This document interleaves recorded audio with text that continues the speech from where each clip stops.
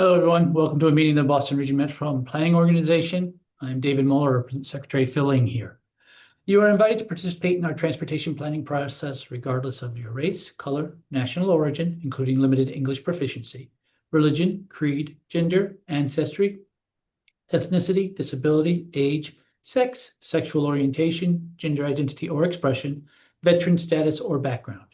You can read the full notice of your rights and protections at www.boston-MPO.org/MPO_NON_DISCRIMINATION. This meeting is accessible to people with disabilities. Zoom products are compliant with exceptions with the following standards: Web Content Accessibility Guidelines 2.1 Level AA standards and revised Section 508 standards. If you require any additional accommodations in order to participate fully in this meeting, or if you have any technical difficulties, please contact Ibu Karashi of the MPO staff at iqurashi@ctps.org or 857-702-3695 or via the chat box. All participants will join the meeting with muted microphones. Please rename yourself to include your first name, last name, and affiliation. After roll call, board members may mute and unmute themselves. Always remain muted unless actively speaking. To participate in the discussion, please select the raise hand function. Find this by clicking either on the participants button at the bottom of the screen, and a window will pop up with a raise hand button at the bottom, or the reactions button in the toolbar. The chair will then call on participants. Please raise your hand via Zoom if you would like to use an AI note taker during this meeting. If you are on the phone, you can use *9 to raise your hand.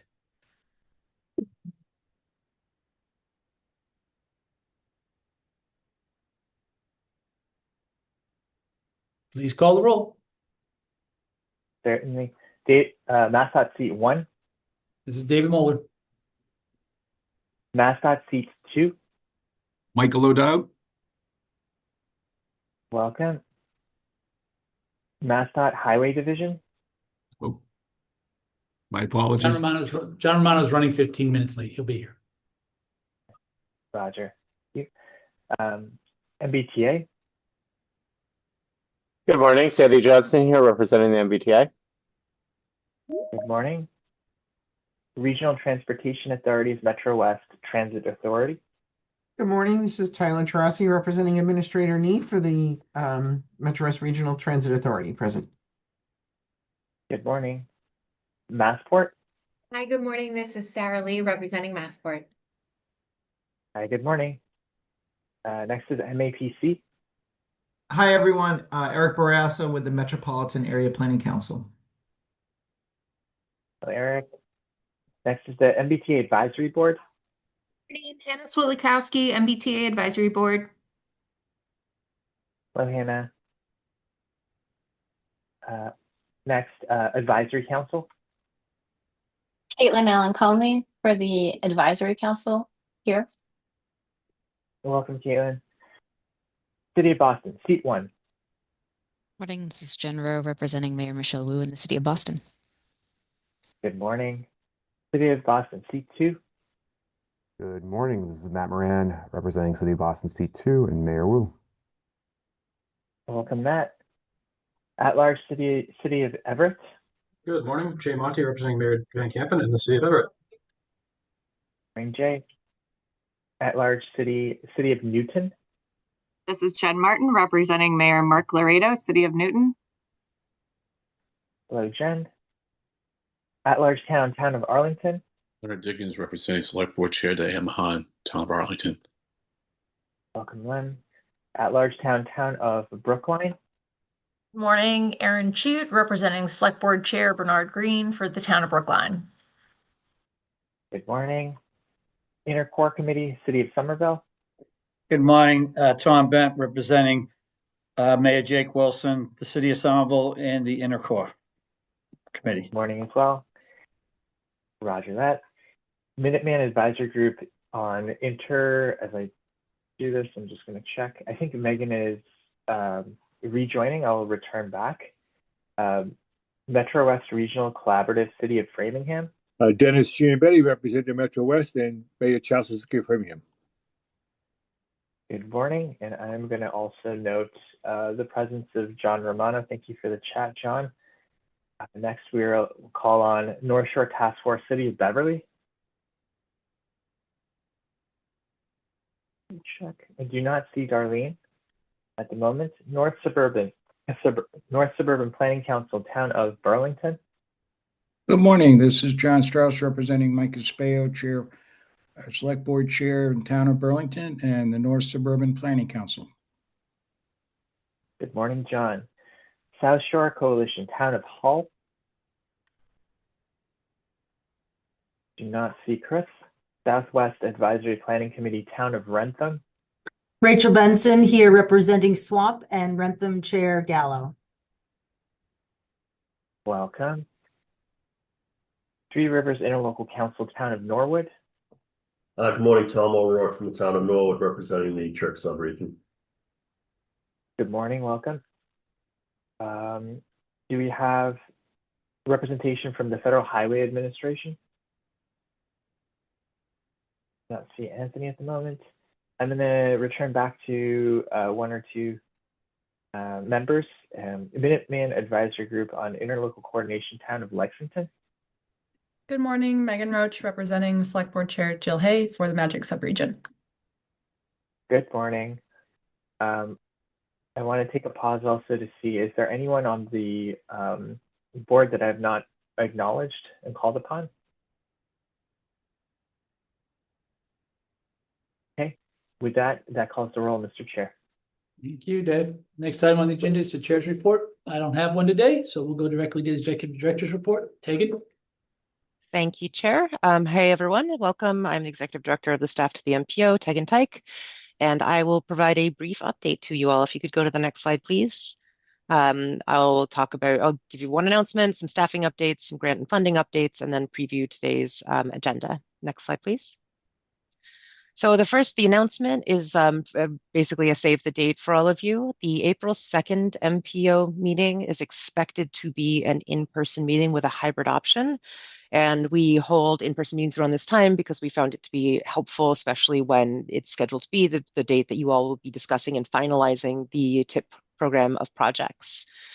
The location is still being determined. The state transportation buildings, boardrooms are all booked up as far as we are aware. And so we are looking at it being at the City of Boston City Hall, but we are still working with city staff to confirm that the space will meet the board's needs. So do plan on it being in downtown Boston, but we will confirm the location. But in the meantime, please hold it in your calendar from about 10 a.m. to 12:30 p.m. as an in-person meeting if you can attend. And if it is at the City of Boston, you'll need a little extra time to clear security. Next slide, please. We have a number of staffing updates. We have 3 staff joining us in March, and we have a few more joining us in April. So when we get to April, I'll give you that update. But for the March updates, first, Michaela Grenier will join us. She'll join the communications and engagement team as a senior planner. She'll join us next week, and she'll be managing the public engagement program, including administering the Community Advisory Council, among other work. She will also be responsible for working to implement the MPO's public engagement plan. Michaela is a skilled program and project manager. She has over 10 years of experience in nonprofit and advocacy settings, including at Livable Streets and Urban Land Institute. And then later in the month, we'll have 2 more folks joining us. The first is Richard Broad, who will join the MPO planning and policy team as a transportation planner. And his main responsibility will be developing and managing the MPO's performance-based planning and programming work. He brings 8 years of experience and strong quantitative geospatial and public policy research skills. He's worked for USAID, its Famine Early Warning Systems Network, and the World Resources Institute. And then lastly, in March, Liz Cumberbatch will be joining us as the office manager within the finance and operations team. She'll coordinate day-to-day office operations, manage vendor relationships, and workplace logistics, among other things as well. And she brings more than 20 years of experience in office and project management in the nonprofit, education, and business sectors. Next slide. Oh, please welcome. We'll welcome them all when they come. Sorry. Next slide. So we also have an update on a pursuit of a grant, which you've committed to share with the board as we are considering these pursuits. We are planning to apply for an additional municipal vulnerability preparedness action plan grant. It's due later this month, and it will the proposal will involve building on our No Heat project, which examines the intersection of extreme heat and active transportation. The MVP program is a state source. It's funded through the Executive Office of Energy and Environmental Affairs. And we will propose to use the grant to expand the analysis to provide technical assistance to municipalities to support piloting and then evaluating heat mitigation strategies across the region. So that could, oh, next slide, please. I think that'll actually show the details. Apologies. It's due March 20th. We are looking for a $1.5 million grant of about 500,000 of which would be for the MPO's work. And if you have questions or want to talk about this, your first contact can be Rebecca Morgan at rmorgan@ctps.org. Next slide, please.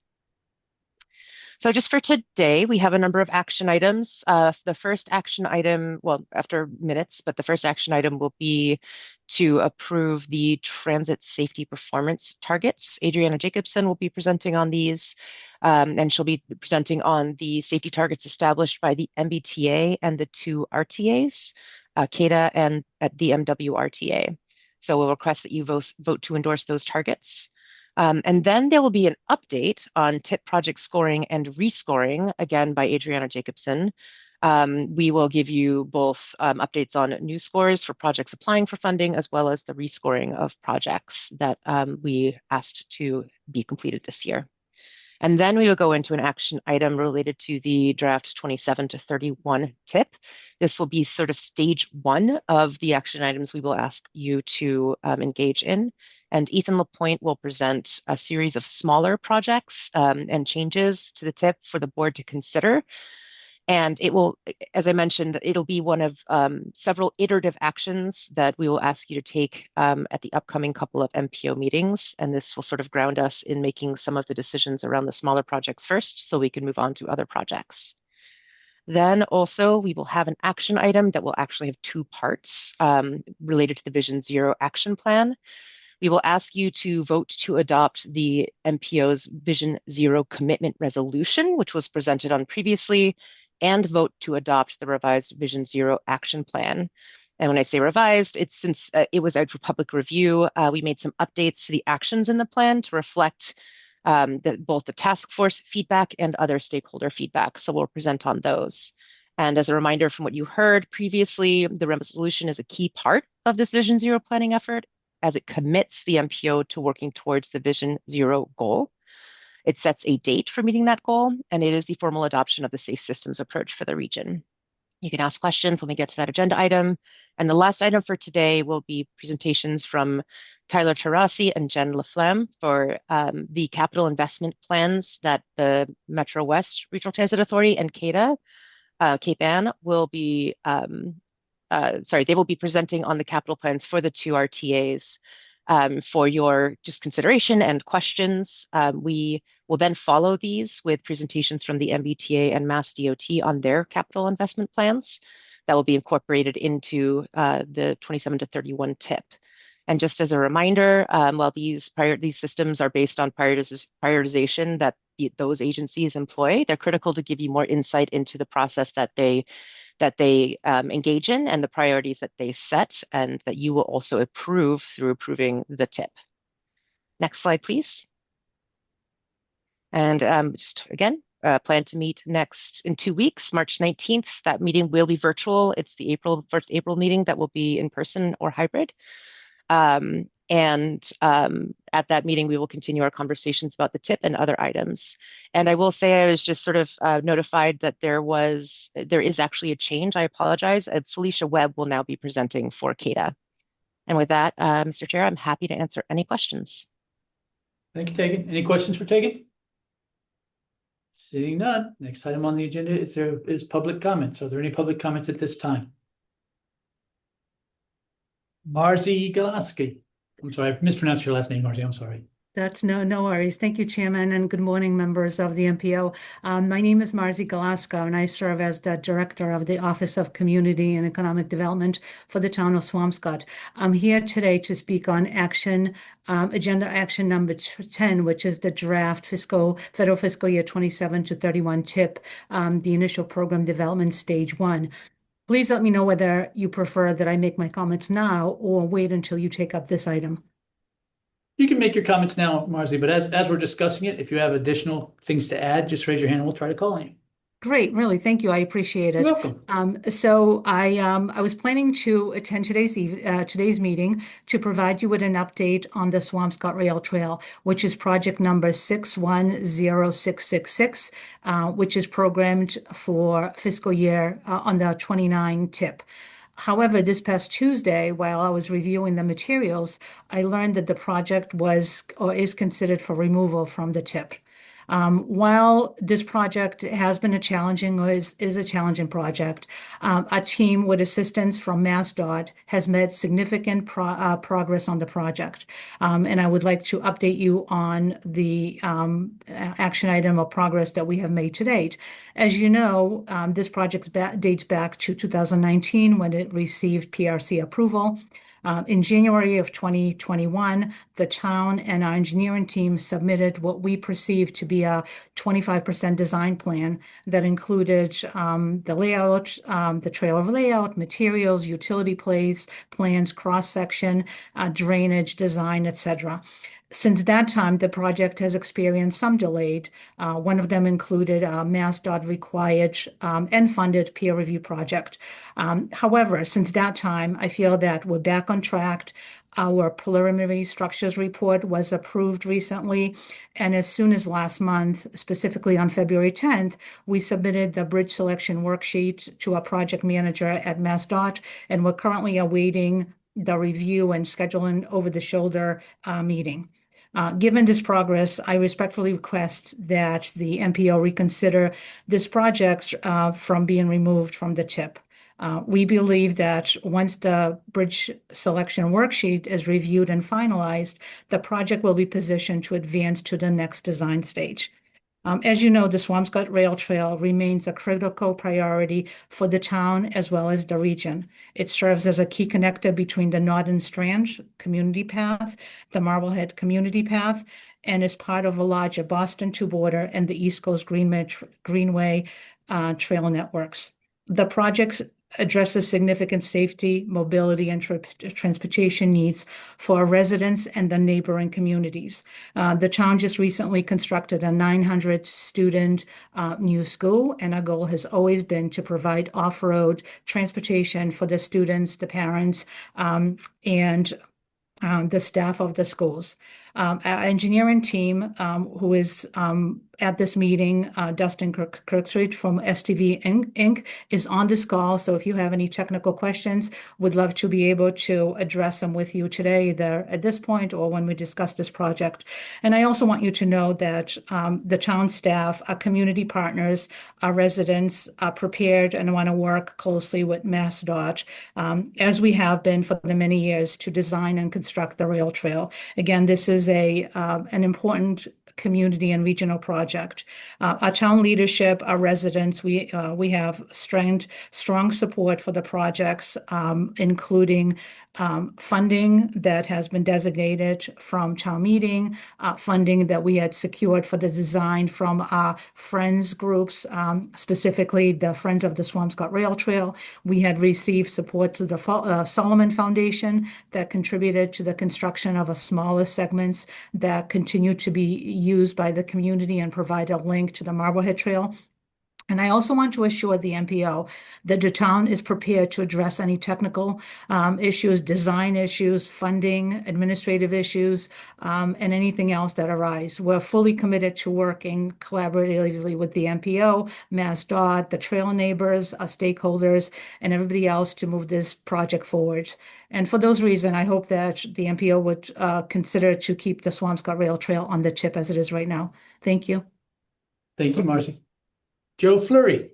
Good morning.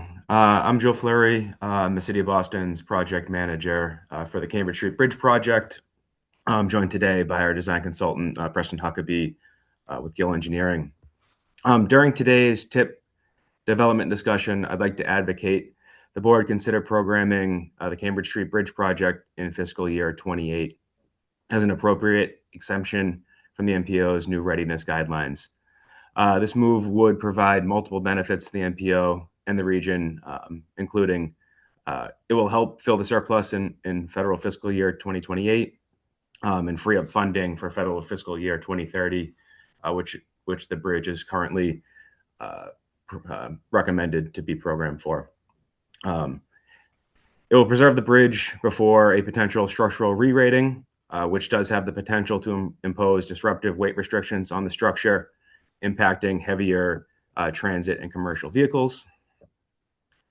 Delaying the project until fiscal year 2030 will allow the bridge's structural components to further deteriorate, which will likely necessitate more costly repairs, and in a worst case, change the project scope from a bridge preservation to a larger scale full superstructure replacement if those components deteriorate to a certain level. Furthermore, it'll get this project completed before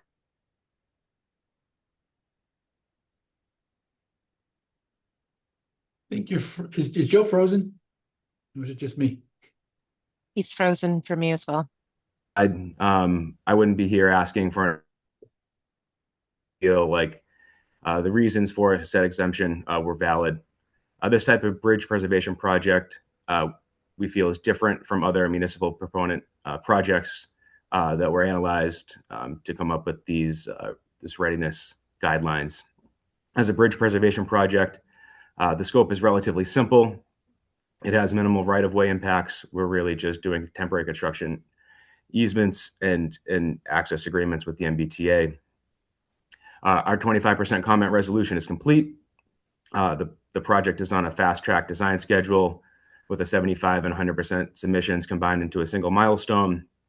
Additionally, MassDOT has recently concurred with this 2028 readiness assessment. We have prepared a memo summarizing the project and the reasons for delaying it no further than 2028. I understand that the MPO staff plans to post this memo to the meeting calendar following today's meeting. And I'll be here along with our design consultant during the TIP discussion if there's any other questions. Thanks. Thank you, Joe. And just so the board members know, we are not taking a vote on those items today. There may be some discussion of them, but the vote on those items will not happen today. So you will have time to read the memo and think about what your own individual opinions are on these issues. Christian Milneal. And Christian, are you asking a question as a member of the public or as your job as a reporter? Both. Thank you. All right. I'll try to answer accordingly, or someone else will. Maybe it's not me. Yeah. So thanks for hearing me out. My name is Christian Milneal. I'm the editor of Streets Blog Massachusetts. I am weighing in today to try and get some more information about the TIP projects. ID S12985 Columbus Avenue Phase 2. This is a project that has been in the TIP for a number of years now. It was expected to go under construction this fiscal year, with $27 million in construction funding. And it's on the MBTA's bidding website with an expected advertisement date of April 1st, 2026. So my understanding from documents that I've seen is that this project is fully designed. However, every project like this that happens on the City of Boston streets has to go through the city's Public Improvement Commission. And this project has not yet appeared on any Public Improvement Commission agenda, which suggests to me that it might not meet its advertising deadline. So I am curious whether the City of Boston is planning to have this appear before the Public Improvements Commission within the next month, or whether this the MBTA's bid schedule is no longer happening. And if it doesn't go under construction in fiscal year 2026 as programmed, what's going to happen to that $27 million in construction funding? So I don't know if anyone from the City of Boston can answer that. What's the status of this project? But any information folks can provide would be appreciated. And if the City of Boston or the Wu administration is canceling this project, I'm curious what would happen to the funding. Does it go back into the tip, or is it lost for good? Thank you. Thank you. Is there anyone from the city who's ready to answer that or available to answer that question today? Seeing none, Christian. Mr. Oh, wait. Chair, sorry. Yeah, go ahead. Go ahead, Matt. Apologies. It took me a second to come off mute. Christian, thank you so much for the question. So this is currently still a project on the city's books, and we are working with the T right now to think through design, to think through implementation timelines. It's not currently scheduled to go before the PIC this month, but we're hoping that that won't impact the project readiness or substantially impact the timeline. So once we have more information, we can certainly circle back with you, and we hope to do that in the coming few weeks. But thank you so much for the question. Thanks, Matt. Thanks, Matt. Next up, Caitlin Allen Connolly. Oh, hi. Just to follow up on that, and Matt, if you could provide just maybe one or two more details on sort of what, at what point, is it, no longer feasible to move it forward? So fortunately, we haven't crossed the point where it's infeasible to move it forward. I would defer to the MBTA about sort of the specific issues or timelines within their bidding process for this once we get it to a place where it's ready to bid out. But at least as of now, we're not at that threshold, is my understanding. So I can again try and follow up with folks internally, get a little bit better understanding, but also defer to my partners at the MBTA. And I see Mr. Johnson has his hand up. Andy, you got something you want to say on this one? Yes, just very briefly. I'm not familiar with the details of the contracting process, but if folks want to reach out to me, and we'll provide as much information as we can. Looking Thanks, forward Sam. to continuing to work with the city. Yeah. Thanks. Any other comments from the public at this time?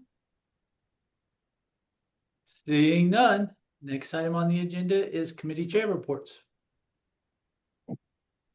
Are there any? Sam Taylor. Thank you, Mr. Chair. Just wanted to add that the UPWP committee met on February 26th, and the committee discussed scenarios for allocating $150,000 in funds for discrete studies for the 2027 UPWP. The committee selected a scenario, and that includes continuing study on roadway pricing, as well as studies on the impact of parking supply on property values, and also exploring transit-oriented development opportunities in the region. So the next meeting will be Thursday, April 30th, and please follow up if you have questions about that. Thank you. Thank you. Sam, any questions for Sam? Seeing none, Jen Rowe. Yes, thank you, Mr. Chair. The TIP Process Engagement and Readiness Committee last met on this past Wednesday, February 25th. Members discussed two different types of upcoming actions that the board will be asked to consider, whether to approve project cost increases and whether to make limited exceptions to the MPO's readiness guidelines for certain types of low-risk projects when there's strong enough reasons to do so. The grounds for that would then later be codified in policy. Overall, members appreciated that the readiness policy has led to improvements in the flow of information between the MPO, MassDOT, project proponents, and is helping reduce risk to the overall program. At the same time, a few areas of future improvement were noted. One was getting a shared understanding of the reasons for delays in submissions. Some of those can, be outside the municipal proponent's control, like when there's different requirements for stages of design in the project development process. Other times it may be from the lack of action or timely action by the proponent, and it's hard to differentiate between those two. The second being getting to a shared understanding of a project's estimated cost, as there's usually differences between the consultant's estimates and the estimates recorded in MassDOT's project information system that the MPO must use when they're higher than the consultant estimate. So both of those are topics that I've noted as ripe for further conversation at the committee. Staff also did present results from project scoring, rescoring efforts, including new applications for the outer years and potential fill-in projects for the inner years. Staff are also working with MassDOT to identify programming years for MassDOT fill-in projects, which came in a little later and haven't yet been scored. Finally, staff previewed their proposed approach to building the TIP over the course of the upcoming meetings.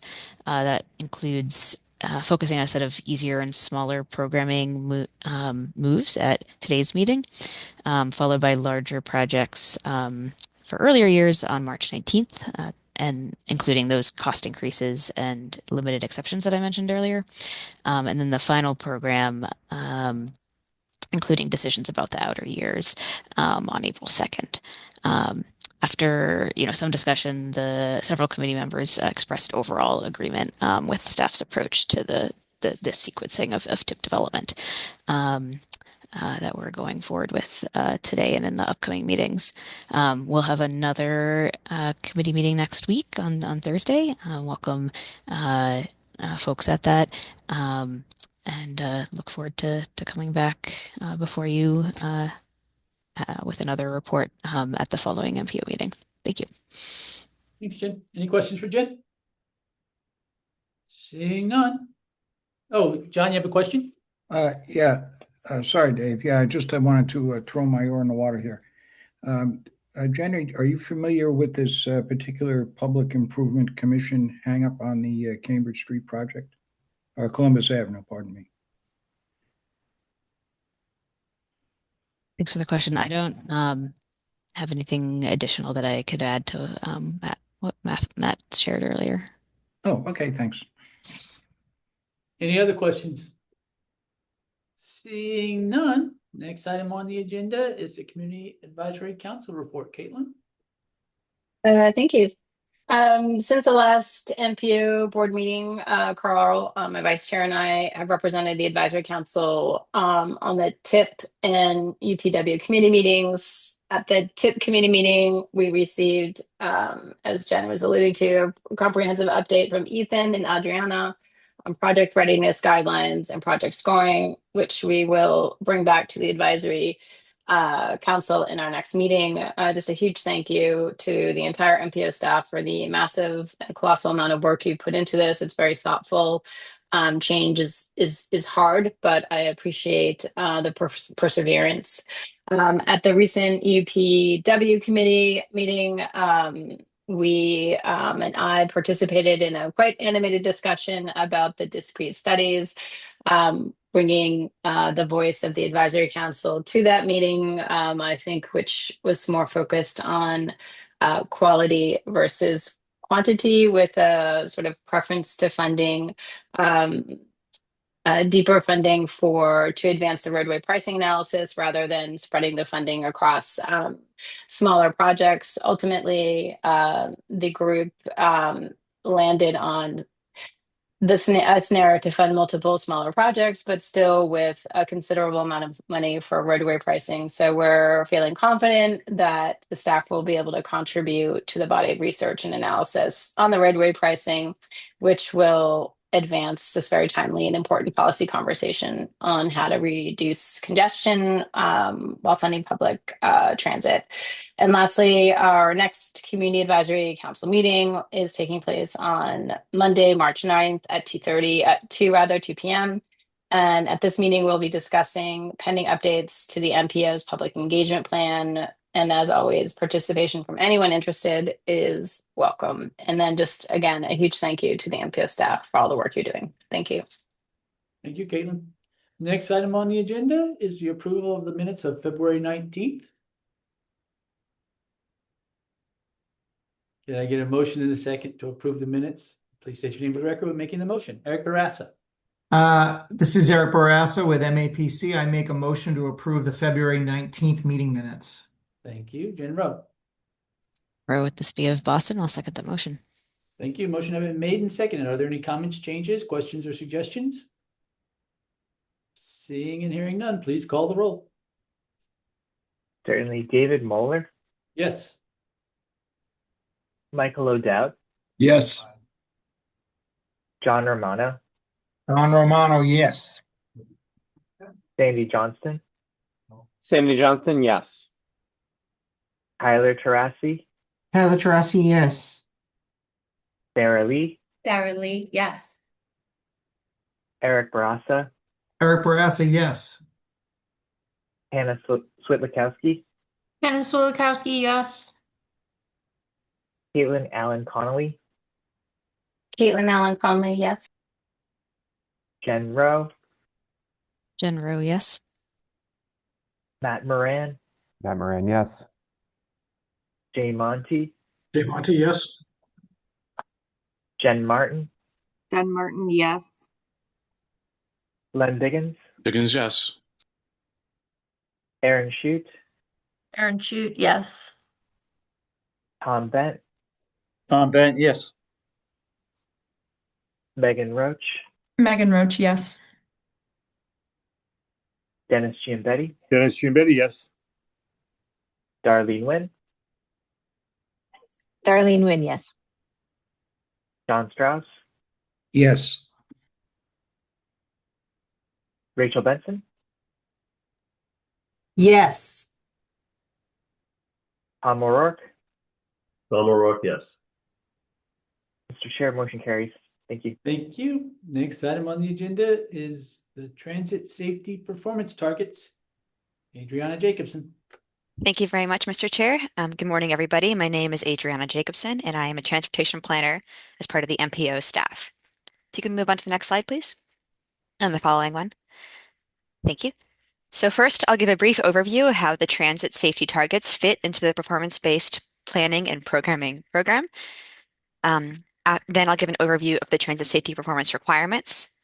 After that, I'll go through the proposed targets from the Massachusetts Bay Transportation Authority, or MBTA, the Cape Ann Transportation Authority, or CATA, and the Metro West Regional Transit Authority, or MWRTA. I'll then discuss next steps and leave some time for a discussion, and then we'll ask the board to vote on the 2026 transit safety performance targets. Next slide, please.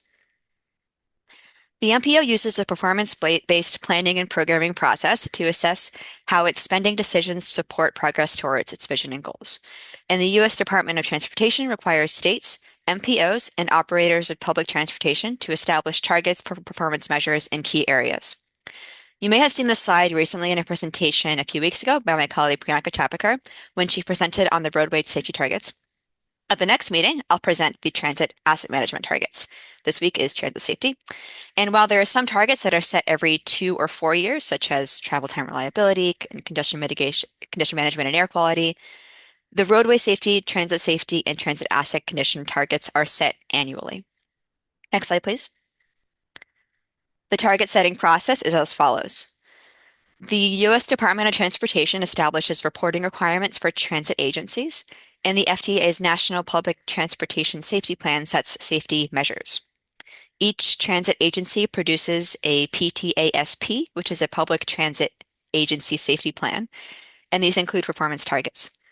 Lastly, the MPOs work with the transit agencies to set regional targets. Next slide, please. For 2026, there are 14 required performance measures. These include fatalities, both number of fatalities and the rate, injuries, both number and rate, major events, both number and rate, system reliability, mean distance, which is the mean distance between major mechanical failures. Note that this is the only metric for which the desired direction is upward. The rest are all downward. Transit worker fatality rates and injury rates, assaults on transit workers and the rate of assaults on transit workers, collision rates, which are broken down by pedestrian and vehicular collisions. Next slide, please. Just to clarify a couple key points. So first, the difference between averages and average rates. Averages are the number of events, and average rates are the number of events per 100,000 vehicle revenue miles, or VRM. I'll explain VRM shortly. Note that for the MBTA, the rates are per 1 million VRM, not 100,000. As an example, consider an agency with 4 injuries and 200,000 VRM, and I'll just limit it to a year for simplicity. The average injuries would be 4, because 4 over 1 year, but the average rate would be 2, half that, because there are an average of 2 injuries per 100,000 VRM per year. As you may notice, this number is usually less than the average because agencies are likely to travel well over 100,000 VRM or 1 million miles for the MBTA. Next slide, please. And what is VRM? According to the Federal Transit Administration, vehicle revenue miles are miles that vehicles are scheduled to travel or actually travel while in revenue service, including layover and recovery time. This excludes deadhead trips, operator training, vehicle testing, etc. Next slide, please. And one final recap before I go through the performance targets. The Federal Transit Administration requires agencies to produce PTASPs that are subject to triennial review. However, safety targets are developed annually. There are 14 measures, 7 which were new last year. And while MPOs and transit agencies are required to set targets, there is no penalty for failing to meet these targets. For more information, I can recommend reading the memo in the meeting materials as it goes into more detail than I will during this presentation. And lastly, I would like to thank the MBTA, MWRTA, and CADA for their help in compiling these targets over the past few months. Next slide, please. I'll begin with the MBTA. The first category is fatalities and injuries. Across all modes, performance metrics assume a 2% reduction with a couple of exceptions. For any metrics for which the past performance was 0, the target performance is also 0. In addition, target fatalities for all modes are 0. Next slide, please.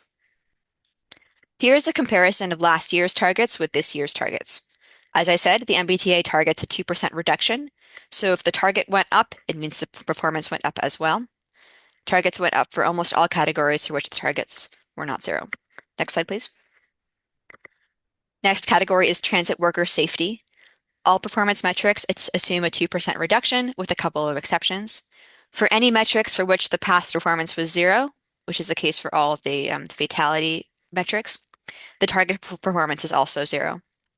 For the metric of assaults on transit workers on the ride, the target of 3 assaults, this is the third column and 4th row, the target of 3 assaults is actually higher than the average of 2.67, but the average of the past 2 years was actually 4 assaults, so the target is lower than very recent performance. Next slide, please. Compared to last year, transit worker injury rates are down significantly.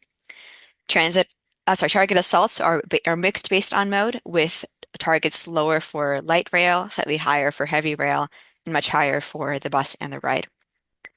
Next slide, please. The next category is collision rates, including total collisions, vehicular collisions, and pedestrian collisions. All performance metrics assume a 2% reduction, with the exception of vehicular collisions on heavy rail, for which the past performance, perhaps unsurprisingly, was 0. Next slide, please. Targets for collisions are down in almost all categories, with the bus and the ride having minor increases in collisions. Next slide, please. The final category is safety events and system reliability. All performance metrics assume a 2% reduction, with the exception of system reliability, where, as a reminder, the goal is an increase, not a decrease. A 2% increase in miles between mechanical failures is targeted instead. Next slide, please. Though safety event targets are higher for all modes except for the ride, system reliability is moving in a positive direction for all modes. Again, note that a downward trend is intended for safety events, but an upward trend is intended for system reliability. Next slide, please. Moving on to CADA, the Cape Ann Transportation Authority. First category is fatalities and injuries. All targets for fatalities and injuries are 0. The performance in most categories is also 0, with only 1 injury in the demand response system in the past 5 years and no injuries on the fixed route system. All targets were the same as last year's targets. Next slide, please. The next category is transit worker safety. There have been no transit worker fatalities, injuries, or assaults in the past 5 years, and all targets are 0. All targets were the same as last year's as well. Next slide, please. Next category is collision rates. All collisions in the past few years were with other vehicles, not with pedestrians. For both modes, CADA targets a rate of 2 collisions. All targets were the same as last year's. Next slide, please. The final category is safety events and system reliability. CADA targets near-level safety event and event rate numbers, and system reliability is targeted to diminish slightly. Next slide, please. Targeted safety event rates are higher than last year's, and system reliability targets are lower. However, unlike for the MBTA, the targets are not as closely tied with past performance. So though the targets for system reliability are lower than last year, and significantly so for for demand response, performance compared to last year is stable. It's just the targets that have changed. Next slide, please. Lastly, I'll go through MWRTA's targets. I want to note that the MWRTA sets targets at a higher rate than past performance so that there is no incentive to underreport. All targets for all performance metrics were the same as they were for 2025. For the first category, past performance and target performance in the fatality category are all 0, but target injuries and injury rates are higher than performance, again, so there is no incentive to underreport. Next slide, please. Next category is transit worker safety. The MWRTA set a 0 for transit worker fatalities, but the targets for other metrics are higher than past performance. Next slide, please. Next category is collisions. Like CADA, all of the collisions involved vehicles, not pedestrians. All targets are higher than performance. Next slide, please. And lastly, for safety events and system reliability, targets remain higher than performance with the exception of system reliability, where the targets are lower than performance, as the intended direction of this metric is upwards. Next slide, please. Moving on to ways that different agencies improve transit safety across our region. The MBTA and regional transit authorities, or RTAs, create safety management systems each year. MassDOT's Capital Investment Plan, or CIP, allocates funding to projects and programs that support MBTA and RTA asset improvement. And as many of you know, the Boston Region MPO often funds MBTA and RTA projects, particularly ones focused on safety and accessibility. Some recent types of projects funded include station accessibility upgrades, bus stop safety improvements, and the procurement of more reliable buses. Next slide, please. MPO staff requests that the MPO board move to support the staff recommended set of calendar year 2026 transit safety targets. Thank you. Thank you, Adriana. Questions? Lynn Diggins. Yeah, thank you, Mr. Chair. This is all very interesting. You mentioned, on I think it was CADA, I think it was reporting, that the targets were set higher, in order to reduce the incentive, to underreport. Because I noticed, that the targets were set higher, on the ride, and I was going to ask you, why were they higher? Is that the same reason? The same reason? So I think there was one target on the ride, and again, I can pass it over to the MBTA or CADA or the MWRTA to explain further, but there was one target on the ride that was higher. I think there was just one, and it was because recent performance was, very recent performance in the past 2 years was higher, so the target reflects performance in the past 2 years instead of over the past 3 years. But I can pass it over to any MBTA employees. Yes. Well, that's initially what I was thinking, that maybe like the last 2 years or something were abnormally low, at the same time. It's like, I think that's like a good thing. And so, but I can understand if you're operating on the 3-year average or whatever, you're going to get down, it's a little bit higher. Okay. That's good. All right. No, this is great. Thank you very much. Thank you. Sam, did you have something you need to add to that? Yeah, I'll just thank you, Mr. Chair. I'll just respond to Len also and state that the requirement for setting targets on transit worker safety is relatively new. This is only the second year that this has been a requirement. So data is relatively new, as are trends and all that. So I think transit agencies are still, kind of seeing what the trends are and finding their footing. That's all. Thank you. Appreciate it. Thanks, Sam. Caitlin? Yeah, thank you so much. Collecting data for worker safety is just so important. So I'm glad that's being done. I did have a question. I was taking notes, and I hope these slides will be distributed because I was having a hard time keeping up with taking the notes. But I think I might have heard you say that there's a triannual review, but there's no penalty for failing to meet the measures. Did I hear you correctly? And if so, what does Yes. that mean?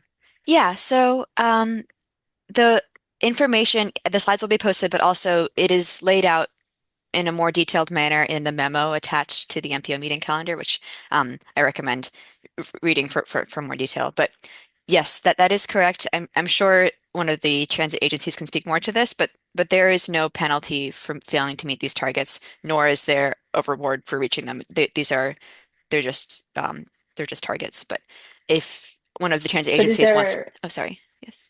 I was just gonna say, what is if there's no penalty for not meeting them, what is, other than safety, the incentive? Yeah, I might pass it over to one of the transit agencies to answer how they develop these plans. But is anyone on the call?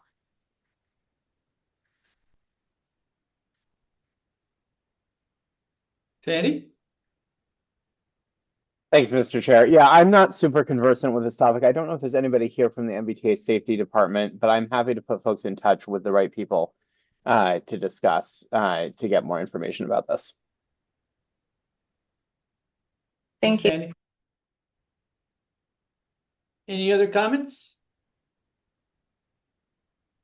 Seeing none, can I get a motion and a second to approve these targets as presented today? And please state your name for the record when making the motion. Lynn Diggins. Leonard Diggins, makes a motion to support the targets or approve the targets. Thank you, Matt Moran. Matt Moran, I would second that motion, please. Thank you. Please call the roll. David Moeller, Yes. Mike O'Dowd, Mike O'Dowd, yes. John Romano, John Romano, yes. Sandy Johnston, Yes. Tyler Tarasi, Tyler Tarasi, yes. Sarah Lee, Sarah Lee, yes. Eric Barassa, Eric Barassa, yes. Hannah Switlikowski, Hannah Swilikowski, yes. Caitlin Allen Connolly, Caitlin Allen Conley, yes. Jen Rowe, Jen Rowe, yes. Matt Moran, Matt Moran, yes. Jay Monty, Jay Monty, yes. Jen Martin, Jen Martin, yes.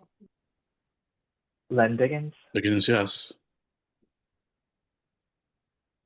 Dan Martin, Dan Martin, yes. Tom Bent, Tom Bent, yes.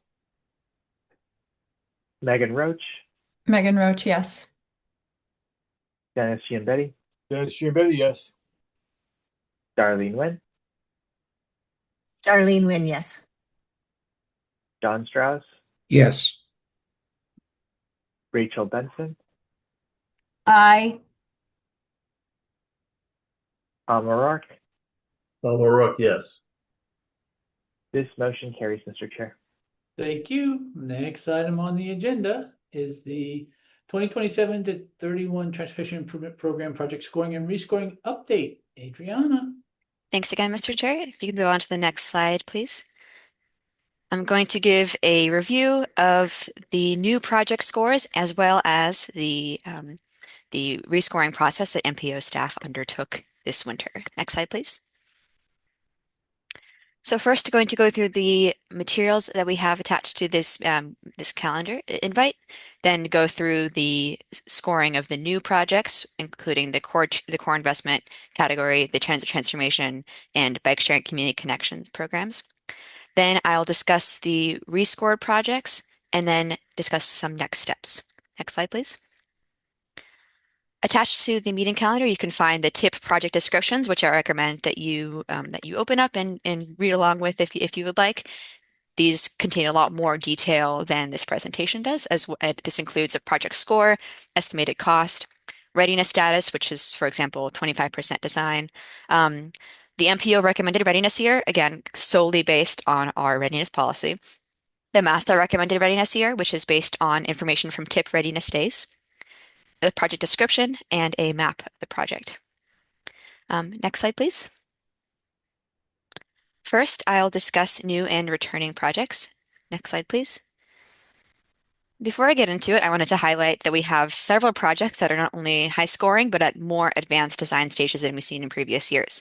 This is true for both the bicycle and pedestrian program, as well as the Complete Streets program. We have 5 projects with a 25% design submission and 2 more with the pre-25% submission. So applaud the municipal proponent applicants for this achievement. So first, we have the Brookline Pedestrian Bridge Replacement Davis Path over MBTA. This is a new project with a score of 73.7. We have the Cambridge New Bridge and Shared Use Path Connection over the Fitchburg Line, which is a returning project with a score of 85.3. The Concord Assabet River Multi-Use Trail and Bridge Construction, a returning project with a score of 59.9. The Needham and Newton Bridge Replacement on Christina Street, a returning project with a score of 74. And a new design project, the Revere Beach Connector project, with a score of 71.4. Next slide, please. Moving on to our Complete Streets program, we have 4 projects in this investment program. First, the Chelsea and Everett reconstruction of Vine Street and 3rd Street, a returning project with a score of 67.1. The Malden Broadway reconstruction from Everett to the Melrose City line, a new project with a score of 78. The Marblehead Village Street Bridge replacement, a returning project with a score of 44.4. And the Wakefield Comprehensive Downtown Improvements Project, not to be confused with the abutting Wakefield Main Street Reconstruction Project, which is currently programmed on the TIP. This is a new project with a score of 63.8. Next slide, please. And before we discuss the transit transformation scoring, I want to thank the MBTA and MWRTA and CADA for providing us with a plethora of projects with readiness years ranging from 2026 to 2031. We are in no shortage of high-quality fill-in projects, and many of these projects focus on accessibility and safety, thereby supporting our targets of my earlier presentation. So I also want to note that some of these projects, specifically ones with a cost under $5 million in a readiness state in federal fiscal year 2027, will be discussed in more detail by my colleague Ethan Lapointe later on in this meeting.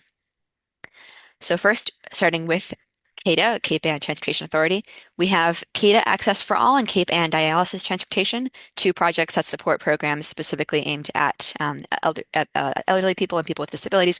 These both have a score of 39.8.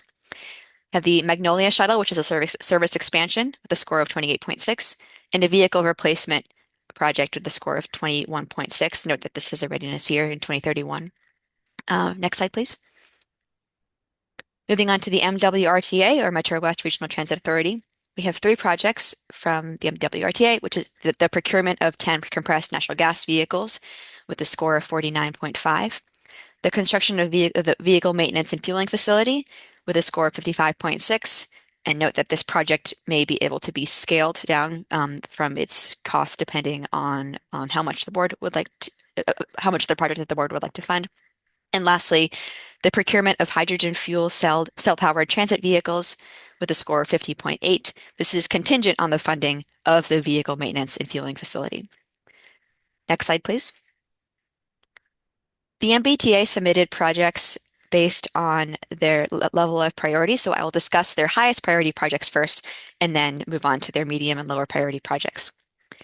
First, we have the Symphony Station project with a score of 50.6. The Downtown Crossing Vertical Transportation Improvements Project Phase 2 with a score of 42.6. The High Priority Stations Accessibility Improvements Program, which is a commuter rail station accessibility project with a score of 44.8. The Locomotive Procurement, which is also scalable with a score of 41. The North Station Rapid Transit Flooring Replacement with a score of 36.8. Next slide, please.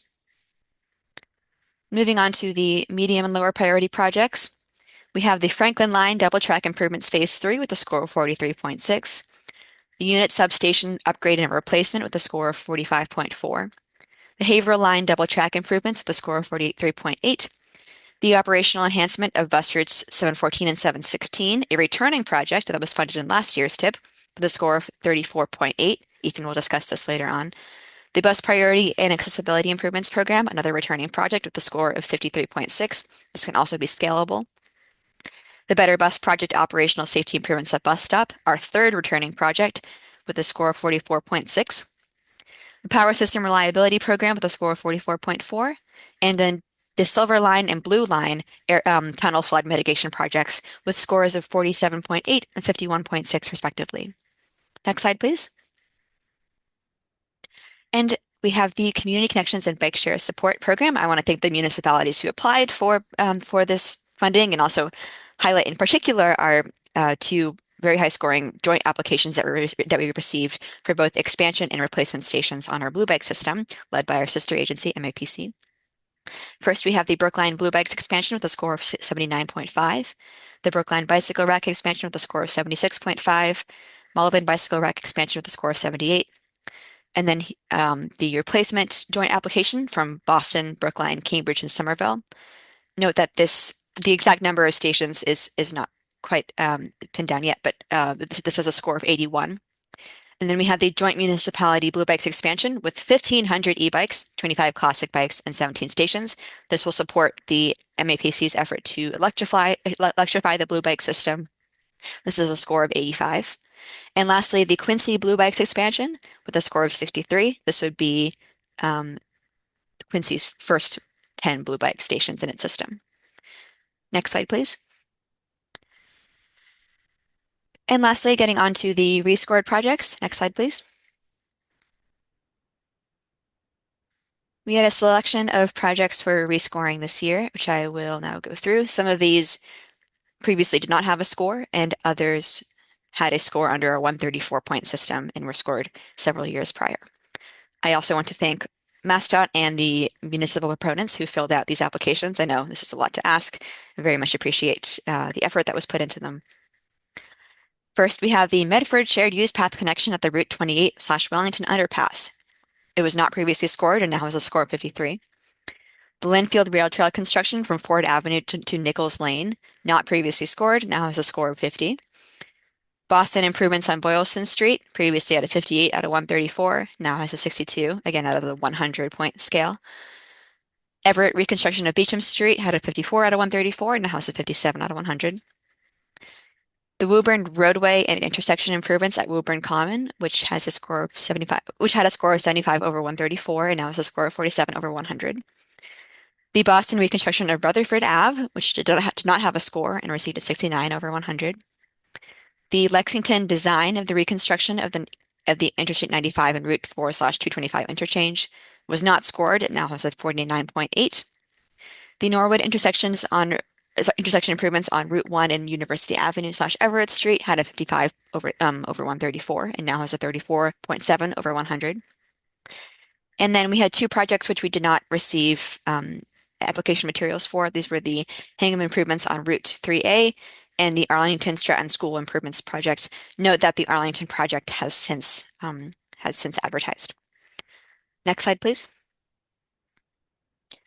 So over the next week or so, the detailed scores will be shared with proponents and will be finalized. And during this meeting, again, my colleague Ethan will discuss the new and smaller projects seeking funding for federal fiscal year 2027. This includes some of the community connections and bike share and transformation projects that I discussed earlier. In future meetings, we'll discuss some projects seeking funding in federal fiscal year 2026, as these need to go through a TIP amendment. These will not be programmed on the 2027 through 2031 TIP. And we'll also discuss other SCORE transit projects to utilize the fill-in funding and in the earlier federal fiscal years of the TIP. All right, the next slide, please. Thank you. That concludes the presentation. Thank you. Any questions for Adriana? Lynn Diggins. So, Lynn. sorry about that. Thank you. Thank you, Adriana. The Quincy Blue Bike program, it was lower than the rest. Why? So Quincy right now doesn't have a lot of bicycle infrastructure because it's a pretty new proponent on the system. So a lot of ways that, for example, like Cambridge and Boston received higher scores is because these stations were on, for example, on rail trails or highly trafficked bicycle routes. Quincy doesn't have many of those types of routes yet, but of course that doesn't mean that they won't soon, and that they can't, and that this won't incentivize that kind of infrastructure to be built. So, Yeah. Can you tell me like which criteria it scored lower on? Off the top of my head, I don't remember, but Okay, that's fine. yeah, That's fine. yeah. I don't remember. It's fine. Yeah, that's okay. Thanks. Yeah, no problem, no problem. And on the CADA projects, I noticed that they were all very low. That to me, I know that means that there were certain categories that just weren't included. It didn't apply because normally the way we would do is that we would specify, like, for instance, the complete streets. They always got high scores because it covered so many categories. Can you just like quickly tell me which categories weren't included on the CADAs? Just a Sure. curiosity. Yeah, our transit transformation scoring definitely rewards projects that have more of a physical location, and a lot of the CADA projects were service expansions, Okay. which tend not to score as highly. But again, that doesn't mean that they aren't Yeah, important right. projects just in our scoring system to end up Yeah, scoring right. as highly. Yeah, that's why we usually group like with like in order to just compare them against the Yeah. similar projects. Okay, thank you very much. I appreciate it. Thank you. Ethan, you have your hand up. Do you want to say something? Yes, thank you. I wanted to add just one additional thing to what Adriana said. In addition to what she mentioned, the solicitation actually of both the Quincy Blue Bikes project and those CADA projects that may have been flagged were a little different than the other projects, including other CADA projects. So, as part of our coordination with MassDOT this past year for project solicitation, we actually worked with the Rail and Transit Division around the time that they were scoring and evaluating the state-led community transit grant and first and last mile grant program. Those were often programs where the amount of applications that MassDOT receives greatly exceeds the amount of available funding. So we worked with the team that manages those state grant programs to identify ones like this Quincy Blue Bikes project or those CADA projects that were eligible for MPO funding instead. As a result, besides what Adriana also mentioned, the application files that we were using were ones that provide a good amount of project information, but unlike a lot of other applications we see, they weren't one-to-one written for our rubric. They were written for a different rubric that MassDOT applies in evaluation. So that's also one of the other elements driving the score discrepancies there. Thank you. John? Thank you. Yeah, I just had a fast question about the Woburn Common project. Was there any big reason why the score dropped so much? I think this was mostly a discrepancy between our previous scoring system and our current scoring system. Its score is still strong. I am not quite aware of the details of our the 134 point scoring system. Perhaps Ethan can speak to that, but I know he also wasn't an employee here at this time, so I don't think it was changes in the project scope, more so changes in the scoring criteria. Great, thank you very much. Thank you. Any other questions? Jan Rowe. Yes, thank you, Mr. Chair. I just wanted to commend the board, the staff, and the folks on the TIP committee who kind of really pushed us to have the revised TIP project rescoring policy back in October. The board approved that, and that has gotten us into I think, a position today where we're able to have free scored projects, which I know has been something we've talked about for many years. So I just wanted to note that that improvement and to thank everyone who's put in a lot of work into that. Thank you, Jen. Thanks, Adriana. Next item on the agenda is the draft 27 to 31 TIP initial program development stage 1. Ethan LaPointe. Right. Thank you, Mr. Chair. Good afternoon. My name is Ethan LaPointe. I'm a senior transportation planner on MPO staff. If we can please go on to the next slide. Today's presentation is to talk about the initial stages of program development for the federal fiscal years 2027 to 31 TIP. Before I get into what that means, I would like to go on to the next slide if we can and go over just what we're going to be looking at today at a high level in this presentation. Starting with going over objectives for today, referring to materials for today, some of which Adriana already flagged in her presentation on TIP project scoring, and going over those initial project details and elements that MPO staff are going to ask the MPO board to incorporate into the development program of projects in advance of addressing larger programming decisions like larger project cost increases or those much larger transit projects that were just discussed at future MPO meetings. And before we get to the vote requesting that, I will make it clear which MPO meetings that are coming up those decisions will start to take place at, and how those decisions differ from what's being asked today. That vote is going to be at the end of this presentation. If we can go on to the next slide, and the one after this one, please. This will take us into the objectives. And really, before we get into today's objective, I want to give a little bit of history for folks where this may be their first TIP development cycle. I want to note that when the MPO was developing the TIP for federal fiscal years 2025 to 29 and 2026 to 2030, there were really two driving factors around the different decisions that the board was trying to make that really influenced deliberation. The first was rectifying substantial deficits, lacks of funding to cover project costs, which were often a result of project delays, and also the allocating of unprogrammed balances that would result when large groups of projects were delayed out of interterm years to fill in projects. And the feedback that MPO members provided highlighted several major concerns, specifically that there was insufficient time to make thorough programming decisions for each of those project cost increases or each project delay, and also an inconsistent application of existing MPO policies around how to best manage or evaluate and consider those cost increases or delays. This time specifically referring to the 2021 TIP project cost policies in that case. I want to note, though, that since that feedback was taken in, if we go on to the next slide, the adoption and application of the readiness guidelines that the MPO adopted back in December 2025 has substantially mitigated anticipated deficits in the federal fiscal years 2027 to 31 TIP. During this meeting today, we're not going to be talking about project cost increases, but as of the development program that was presented back to the board on February 19th, which solely reflected how projects performed against the readiness guidelines, there were no deficits in any of the different programmed years, at least to an extent that a set-aside fund could not cover.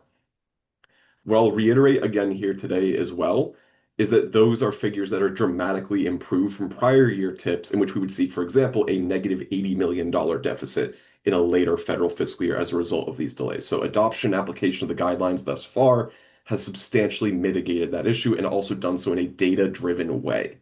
Also note that thanks to improvements in proactive project solicitation over the past few years, as Adriana mentioned, there are ample scored projects that address unprogrammed balances.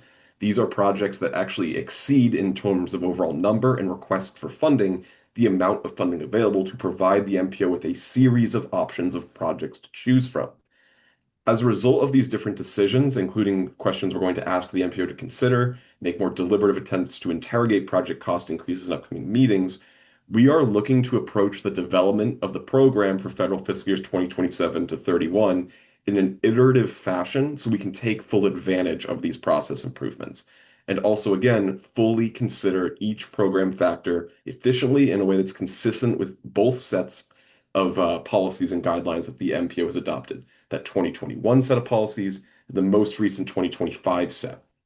Specifically, if we go on to the next slide, we've shown this graphic to MPO members before, and also members of our TIP process engagement and readiness committee are very familiar with it, but this is what we are talking about when we talk about an iterative development. It is a sort of bottom-up approach that began with the readiness baseline we presented to the MPO board on the 19th and continues here today on March 5th, where we're really building on the readiness adjustments that were presented back in February.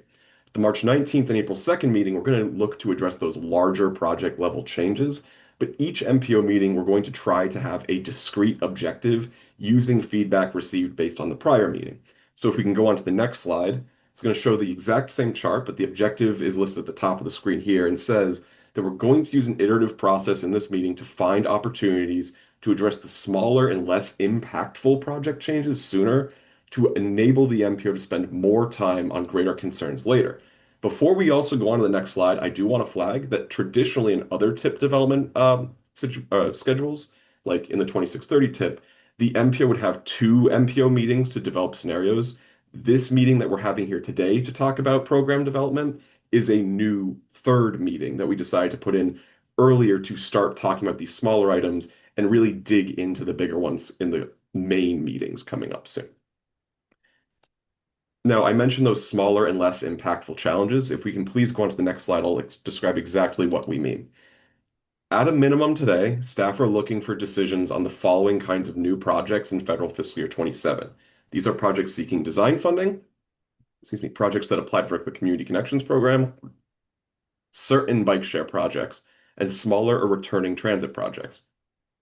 Put another way, we are looking to address projects in federal fiscal years 2027 or 28 that are less than $5 million in cost, and we believe that each of the projects that are incorporated into the documentation available on the MPO calendar, which I'll get to shortly, amount to only about $7 million of the over $130 million of available unprogrammed balance.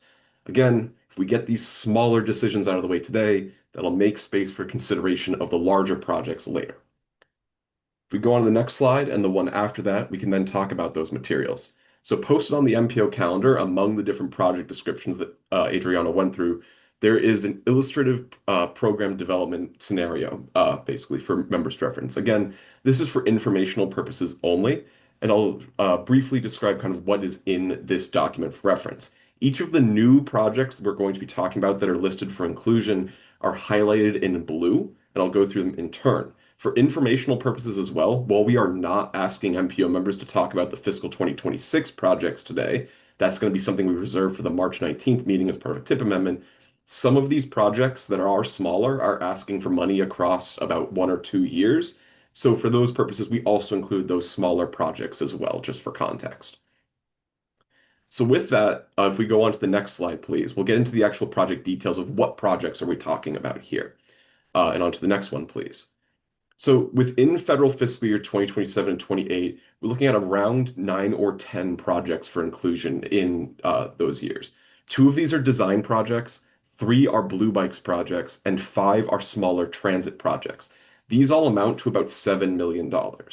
Similarly sized federal fiscal year 2026 projects are going to be subject to that future amendment I mentioned. And again, those larger ones that Adriana just went through are going to be a focal point of future MPO meetings. Those are the ones that are seeking anywhere from $15 to $50 million, or anything greater than 5 specifically. Even after that $7 million gets allocated, or if the board wishes to allocate $7 million to these projects today, there's still $190 million of unprogrammed balances between federal fiscal years 2026 to 2028. So I also want to say on the onset that funding these projects will not necessarily preclude those larger projects from being able to move forward and be thoughtfully considered as well. If we go on to the next slide, we'll go into what design projects are being talked about here first. So MPO staff received 1 application for design funding in federal fiscal year 2027 from the City of Revere for the Revere Beach Connector, being a design-only project, which was also supporting a Reconnected Communities grant that the city received. That is a request for $400,000 of funding in federal fiscal year 2027. The second project here is the only 2028 project that we're considering inclusion in this program. This is based off of the Cochituate Rail Trail Extension project from the MBTA station to Main Street in the town of Natick.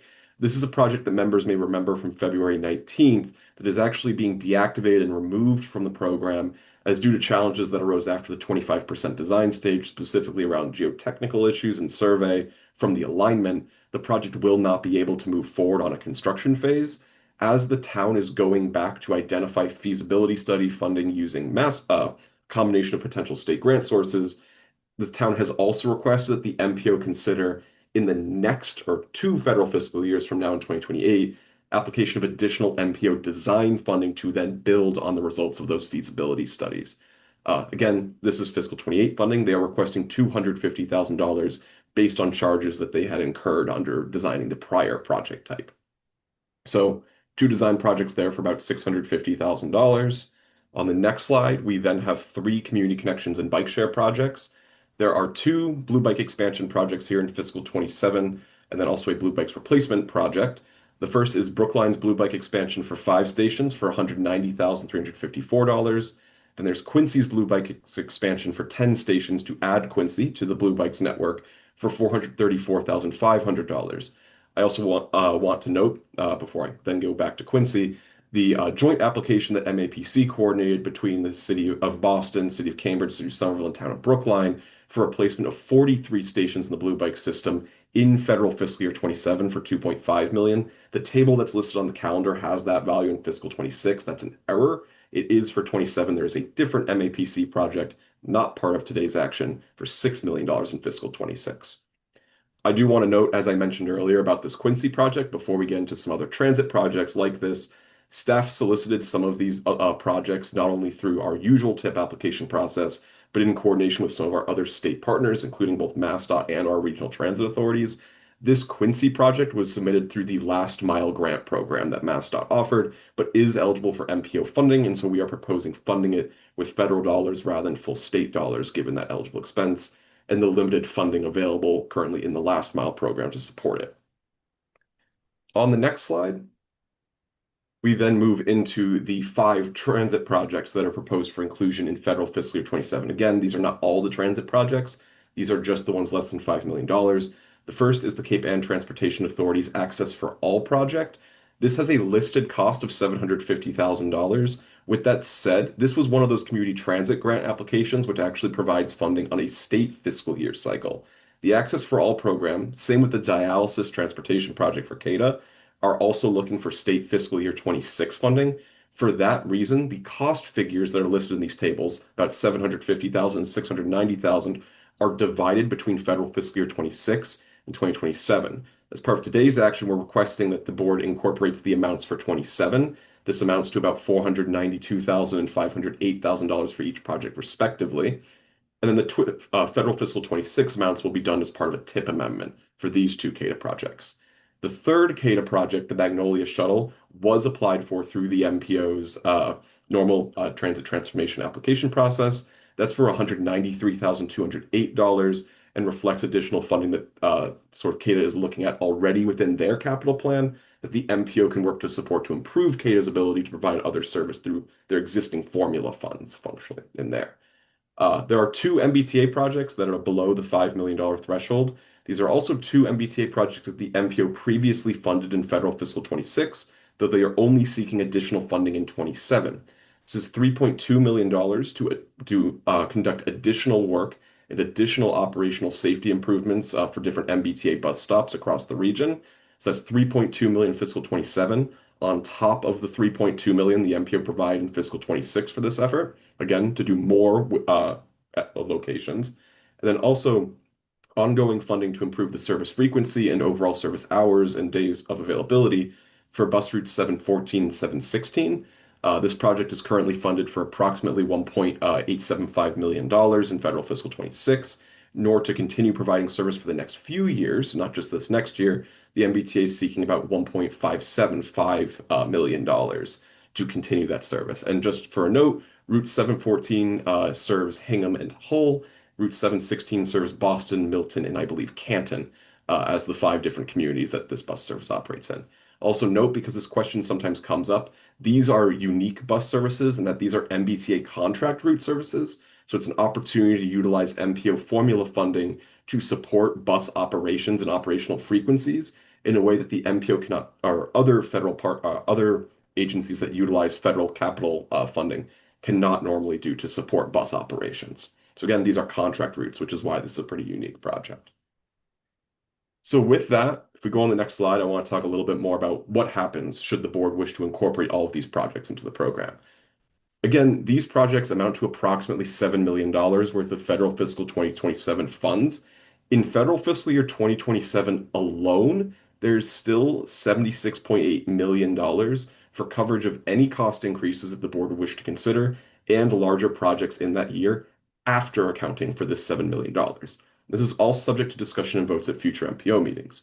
Moreover, again, before considering these larger projects and those cost increases, there's about $50 million in federal fiscal 26 and $64.2 million in federal fiscal year 2028. So in terms of those larger projects, these smaller decisions are not ones that are going to preclude the larger projects from being able to be funded or supported, or moreover, to preclude the ability to support cost increases on projects either. If we go on to the next slide, I want to talk about that just very briefly before we get to our requested vote for today. On the next slide, please. Earlier, I mentioned that this is going to be an iterative process, so I want to provide a little bit of a preview of to what we're looking at on those future upcoming MPO meetings. The second objective that MPO staff are going to look for as part of iterative program development is looking at intermediate level project decisions that focus on holding fiscal constraint in all tip years and effectively allocate unprogrammed balances. That'll be the focus of March 19th. Put another way, if we go on the next slide, we're going to be asking the board to evaluate larger projects for those earlier tip years, those transit projects that Adriana discussed earlier. And that's going to coincide with some discussion that we're anticipating to have around approval of cost increases on about 7 tip projects right now.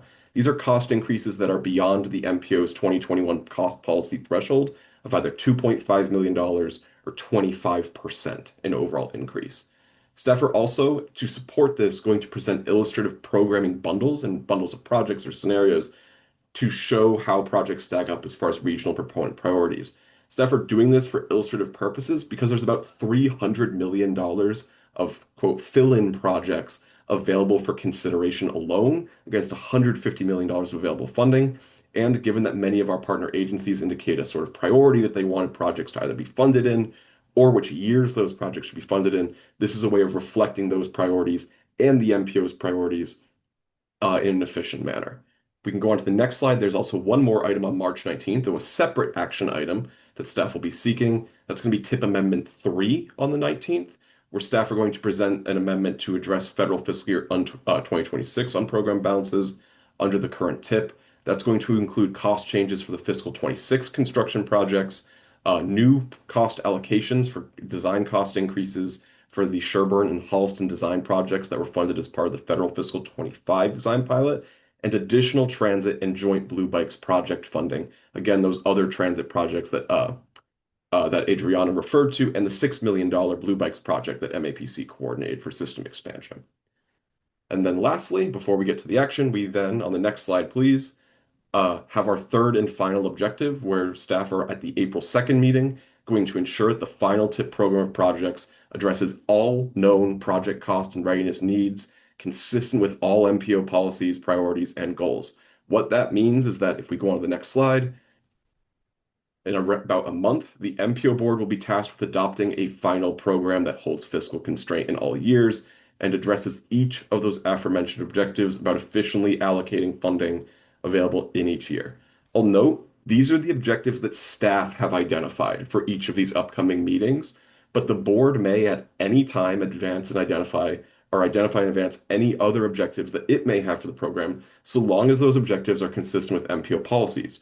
Adrian just talked about how there's a series of projects that are more than ready to be programmed in some cases in federal fiscal year 2031 under the MPO's programming guidelines. These are municipal proponent construction projects. With that being said, due to the variety of decisions that staff are already coordinating this year, staff are not going to be presenting programming scenarios to the MPO board that fund those new municipal proponent projects in the outer years, as we've typically done in other prior years. So again, staff are not going to be showing those new muni proponent projects to the board, and many of those projects are eligible for funding, but we would leave that to the board should it wish to include those projects. So just in summary, because I just went over a lot of information, including information that is not necessarily relevant to the action being requested today, we can go on to the next slide, please. Staff are proposing board votes to select 10 projects for funding in federal fiscal years 27 and 28.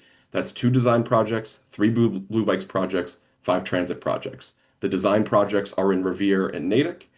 The 3 Blue Bikes projects are 2 expansion projects for the town of Brookline, the city of Quincy, and also that joint application for Boston, Cambridge, Somerville, and Brookline for station replacement, and also additional improvements there, and 5 transit projects, 3 projects for the Cape Ann Transportation Authority to improve dial-a-ride and demand response access, and also direct seasonal service for the Magnolia neighborhood, and I want to say it's Gloucester. And then also 2 MBTA projects to improve bus service frequency or continue to provide improved service frequency on 714, 716, and also improve the safety of bus stops across the region as well. Again, these amount to about $7 million. Any similarly sized fiscal 26 project that is listed on the table on the MPO calendar is subject to a future TIP amendment. The larger projects will be the focal point of future meetings. There's over $190 million available should the board make this action for any of those other new projects. With that, on the next slide, that takes us to our requested action here. Staff are requesting that the board votes to adopt that initial series of 10 projects and changes into the development of the 2027 to 31 TIP. There's also a note here that there's a TIP committee meeting next week, so the board may also identify any issues or items that it would wish to have discussed at that meeting. And thank you. I'll happily take any questions. Thanks, Ethan. Questions? Dennis? Yeah, thank you, Mr. Chair. It's more of a comment, I think, than a question, but one of the concerns I have with the iteration of the iteration process is that we lose sight of regional equity. And it's not so much for today's vote because it's relatively short dollars, but as we go into the next two meetings and we're trying to allocate the 190 million, I'd like to make sure that we don't lose balance for our regional equity perspective. So if they could add slides to how that those dollars would become from a regional equity would be very helpful for, I think, for me and some others. Thank you. Thanks, Dennis. Eric? Thank you, Mr. Chair, and Ethan, thank you for what always is a very comprehensive presentation. I know there's a lot of moving parts with this process. So just to be crystal clear, so the request today is just these sort of small projects filling in. The vote today doesn't have like implication on we've heard today about from a few project proponents about their projects being moved. It doesn't mean then that we are implicitly making those decisions. That's going to be a conversation at March 19th. Correct. Okay. And then April 2nd is the idea. And on the 19th, are you looking for a vote, or is that more of a discussion? And then on April 2nd, we take the vote, or are we doing we're doing something today, we're doing another thing on the 19th with respect to projects that have gone up in costs and readiness. And then on the 2nd, are we then dealing just with the sort of the projects that are not currently on the TIP that would be eligible based on funding in the outer years? So the agenda for the 19th, the priority for that meeting will likely be the cost increases and time permitting, also any additional fill-ins. Okay. April 2nd is, for lack of a better term, a cleanup date of any outstanding challenges or considerations that haven't been addressed on the 19th. Okay. So that would be, so just to be clear, on April 2nd, which hopefully will be an in-person meeting, that would be projects that are not currently programmed on the TIP, where we would look and say, oh, look, in fiscal year 31, there's some funding here to fund a project. I will note that when I refer to cleanup, actually, so thank you for clarifying. I'm more referring to any of those larger fill-in projects that maybe some of the board wants to further consider at the March 19th meeting and table for that. If the board does want to talk about the 2031 program, that is its prerogative to do so at April 2nd, but that is not a stated objective that staff are looking to accomplish at that meeting. Okay. So you feel like at that point on the April 2nd, it will really be smaller remaining funds in the fiscal years. It will likely be more constrained than what we see after March 19th, assuming this process goes along as planned. Because of the cost increases and some big projects that are going to be in those outer years of the TIP that are advanced constructed, right? Correct. Currently, based on the readiness guidelines and known cost increases, after accounting for those cost increases, there will likely not be sufficient funding for any additional projects to be programmed in fiscal 2030 or 31 beyond what is already accounted for in the readiness baseline. Okay, thank you. I appreciate the clarity. Other MPO members? John Romano, you got a question? Yes. Thank you, Mr. Chair. Ethan, if we vote for these today, are they 100% locked in, or everything as usual is still in flux until we make our final decision? So they are still technically subject to further consideration at future meetings should the board wish to do so, but staff are looking to have the board commit to locking these in, per se. It is up to the board to do that. Staff are hoping that just to make decisions at future meetings easier, that they commit, that the board votes to commit to these today on these and does not move back for reconsideration later. Again, that's to pave the way for consideration of the larger dollar value projects at those later meetings, and the cost increases to ensure the most amount of time can be allocated to those projects that are of larger funding consideration. Okay. Thank you. Lynn? And Sam, I'll get you, but I think you're just going to talk about how important blue bikes are. Lynn? Yeah, I just have a quick question. Can I see the previous slide for just 30 seconds? I just didn't see it. I mean, that's all. Thank you. All right, well, Lynn's looking at that. I have a question, Ethan. So is there any project that was proposed under 5 million that you're not recommending? Thank you for reminding me. There are actually two. They are both bike racks projects. They are $10,000 or less in request based on conversation that we've had with some of our state and federal partners. Those kinds of community connections, small capital purchase line items are better suited towards other state and local sources of grants. Those are not included in this.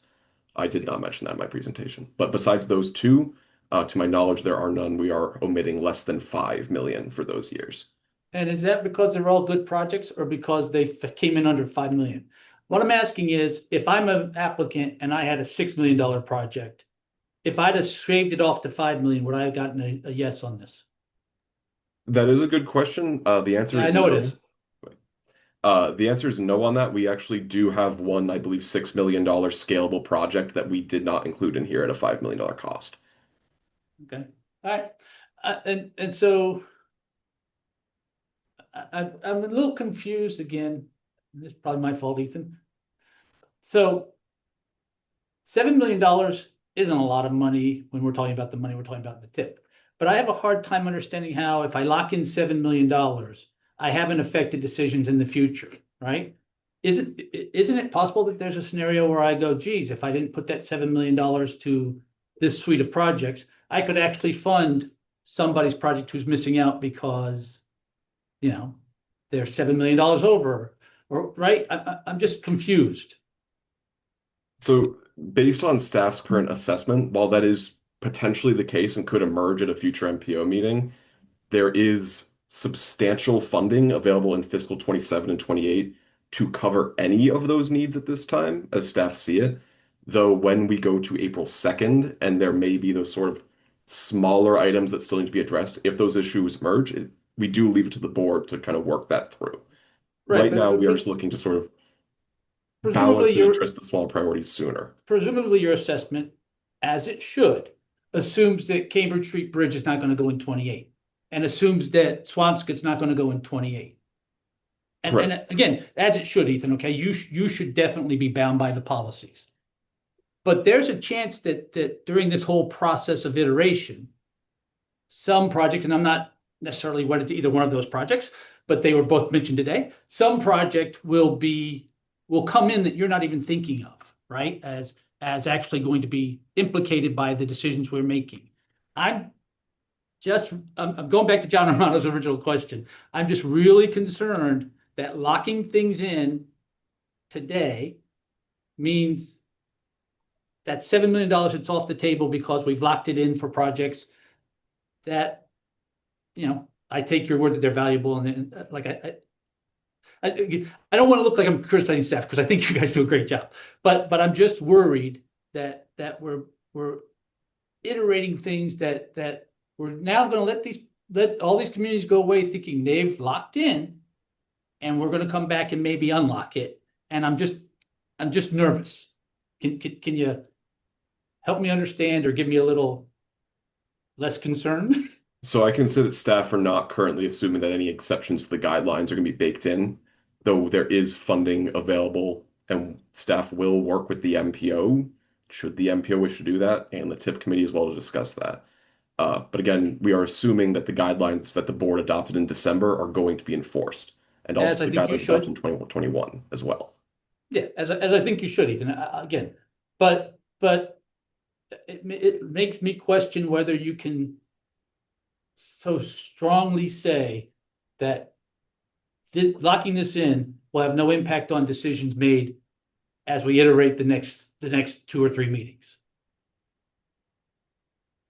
right? Because also, Ethan, speaking as just one member again, I'm not sure that I'm on board with we're not going to consider new projects, right? Maybe I am. I haven't had enough time to be briefed by staff or look at what's at play. But I think, people who have taken new projects to 25%, we really might want to consider whether we should reward them because that's what we want people to start doing.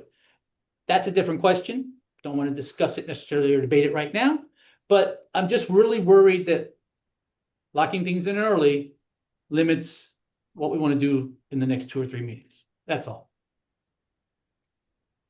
Other comments on this issue? John, you have your hand up still. Are you done or you want to talk again? Dave, I wanted to follow up on what I said earlier and what you said. That's exactly my concern and the reason I asked the question. And not that just because we haven't done it before, we shouldn't do it now, but locking in now definitely I'm concerned that it's going to put our back against the wall 2 weeks from now and we're not going to want our backs against the wall. And we should keep it maybe not so guaranteed, but this is, if we think this is the way it should be, it's good to say that, but locking it in now could cause us a problem later on.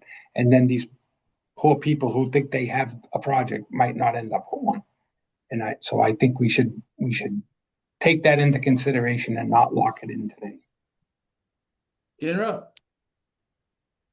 Yes, thank you, Mr. Chair. Yeah, I just was totally hear these points. Yeah, and as a proponent, it is of course helpful to have clarity on the degree a decision has been made or not made. I do know, in previous years, we did have vote on scenarios that also, I think similarly could portray a degree of just decision being made and as part of a way to kind of progress to a decision in a way that folks could follow meeting to meeting. So I guess I'm trying to think if because we can't have or I think it would be very challenging to come to the complete decision all at once at one meeting. So I'm trying to weigh how to provide a clarity on a direction and make some intermediary decisions without kind of a vote like this. John? Thanks, Dave. Yeah, in the transition, we're in a transitional phase now as we begin to adopt new guidelines. And the concerns that have been raised by several people are very valid. You don't want to put people out to pasture that really are, in compliance. On the other hand, Ethan's quite right. You don't want to tie up staff time going over and over and over. I was sort of the understanding that this is what we're trying to focus on, is to get projects out of the swamp, out of limbo, move them forward, or say, okay, well, you're going to be off the particular funding cycle for a while. And it's a difficult issue. This is a first step to try to do this. I kind of lean a little bit towards the efficiency, but on the other hand, again, do we want to put people, push people away from, we want to try to include and get transit oriented and pedestrian oriented projects going. So difficult. And that's what I wanted to say. Thanks. Yep. Other comments?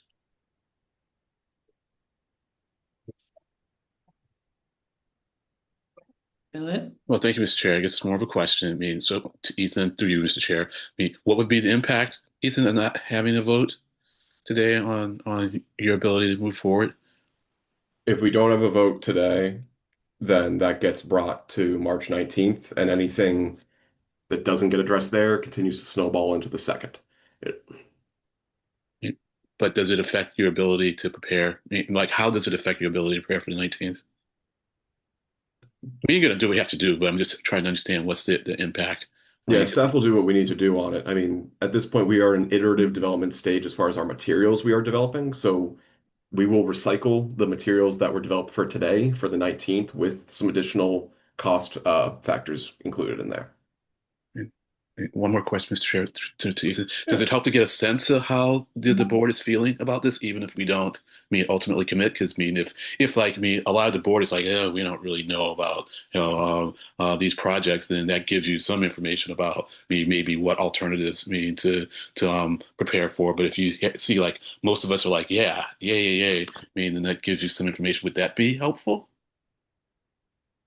We will work with whatever the board gives us on this. There is also a tip committee meeting next week as well. Okay. All right. Thank you. Thank you, Mr. Chair. Any other questions? So Ethan, never mind. I don't want to ask any questions. Okay, so there are no more questions. Ethan, can you put up the what you would like us to do today so I can see if anybody wants to make a motion? There you go. Can I get a motion to adopt this initial series of projects and changes into the development of the FFY 27 to 31 tip? And when you make your motion, can you tell me whether this, again, I just want to know, are we locking these in or not, right? Because Ethan said we need to lock, or he didn't say we need to. He said it would, for the iterative process to be what was envisioned, we should lock these in. This language actually doesn't say locking it in. It says, adopt for initial whatever. So Eric Barassa. So, Chair, to you, Yep. My understanding of just our process is that we can always go back on any decision we do per Robert's rules.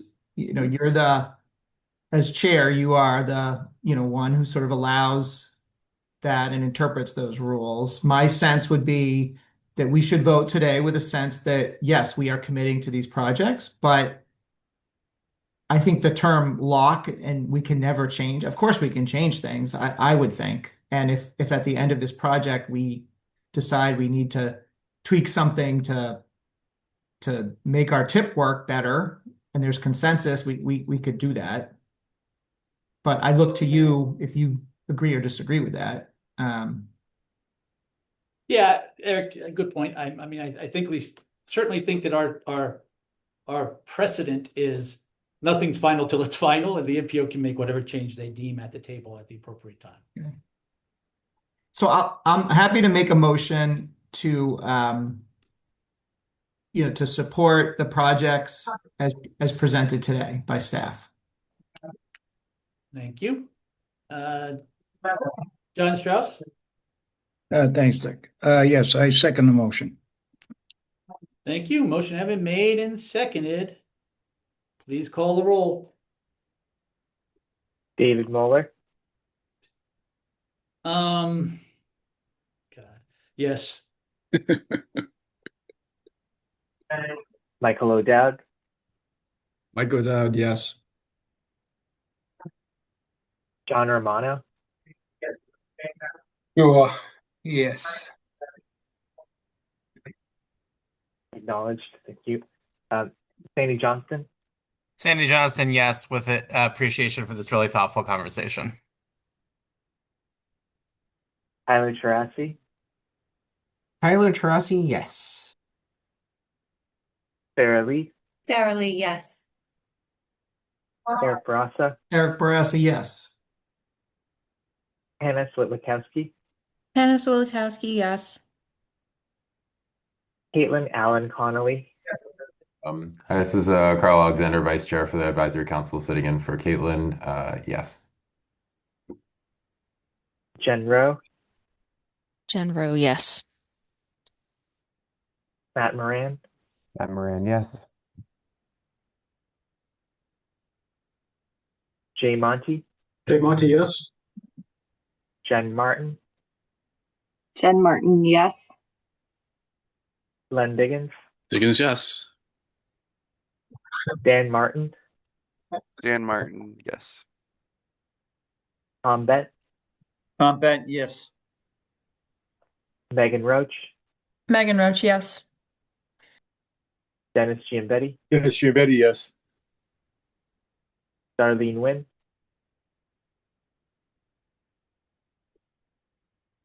Sorry, I had a hard time unmuting. Darlene Wynn, yes. John Strauss, Yes. Rachel Benson, Yes.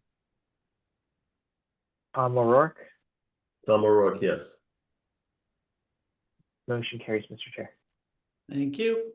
Next item on the agenda is the Boston Region Vision Zero Action Plan. Is that correct? Yep.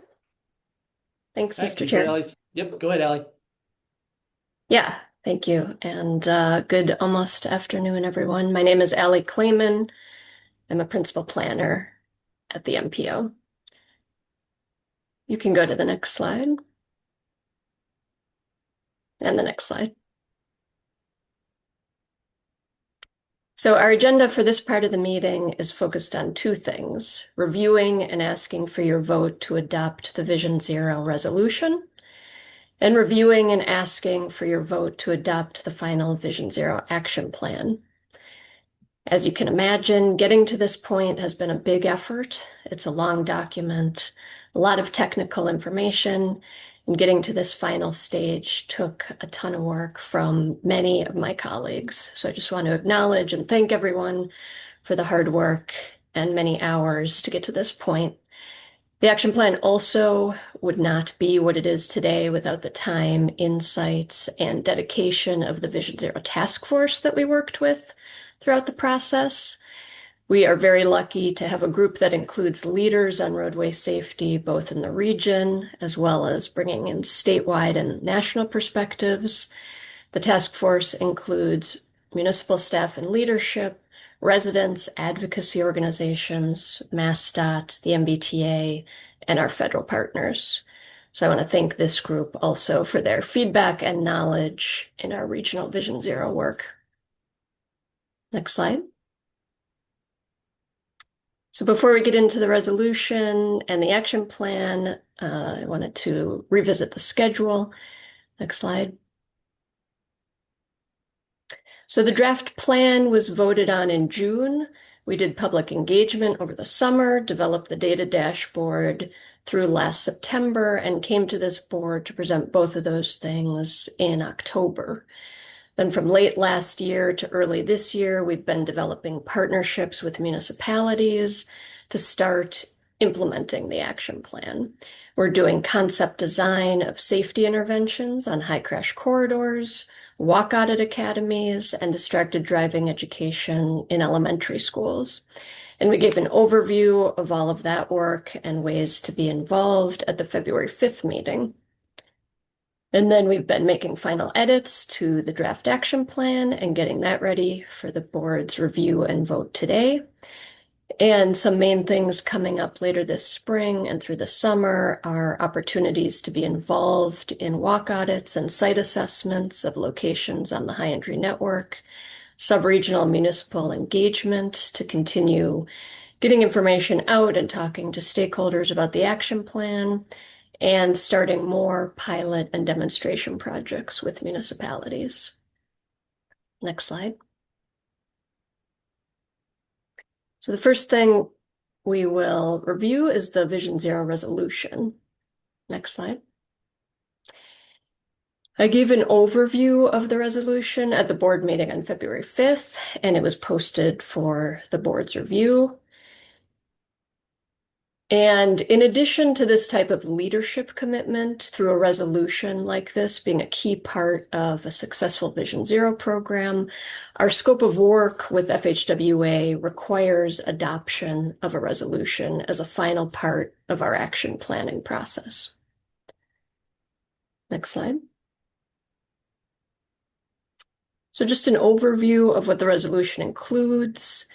It includes a statement of key roadway safety challenges in the region, a recognition that no loss of life on our streets is acceptable and we can prevent fatal and serious injury crashes, and a statement of the core commitments in the action plan, including prioritizing safety in our work, working to implement the safe system approach, using crash and equity data to guide decision-making and to measure our progress, and to collaborate across disciplines and municipal boundaries to achieve our goals.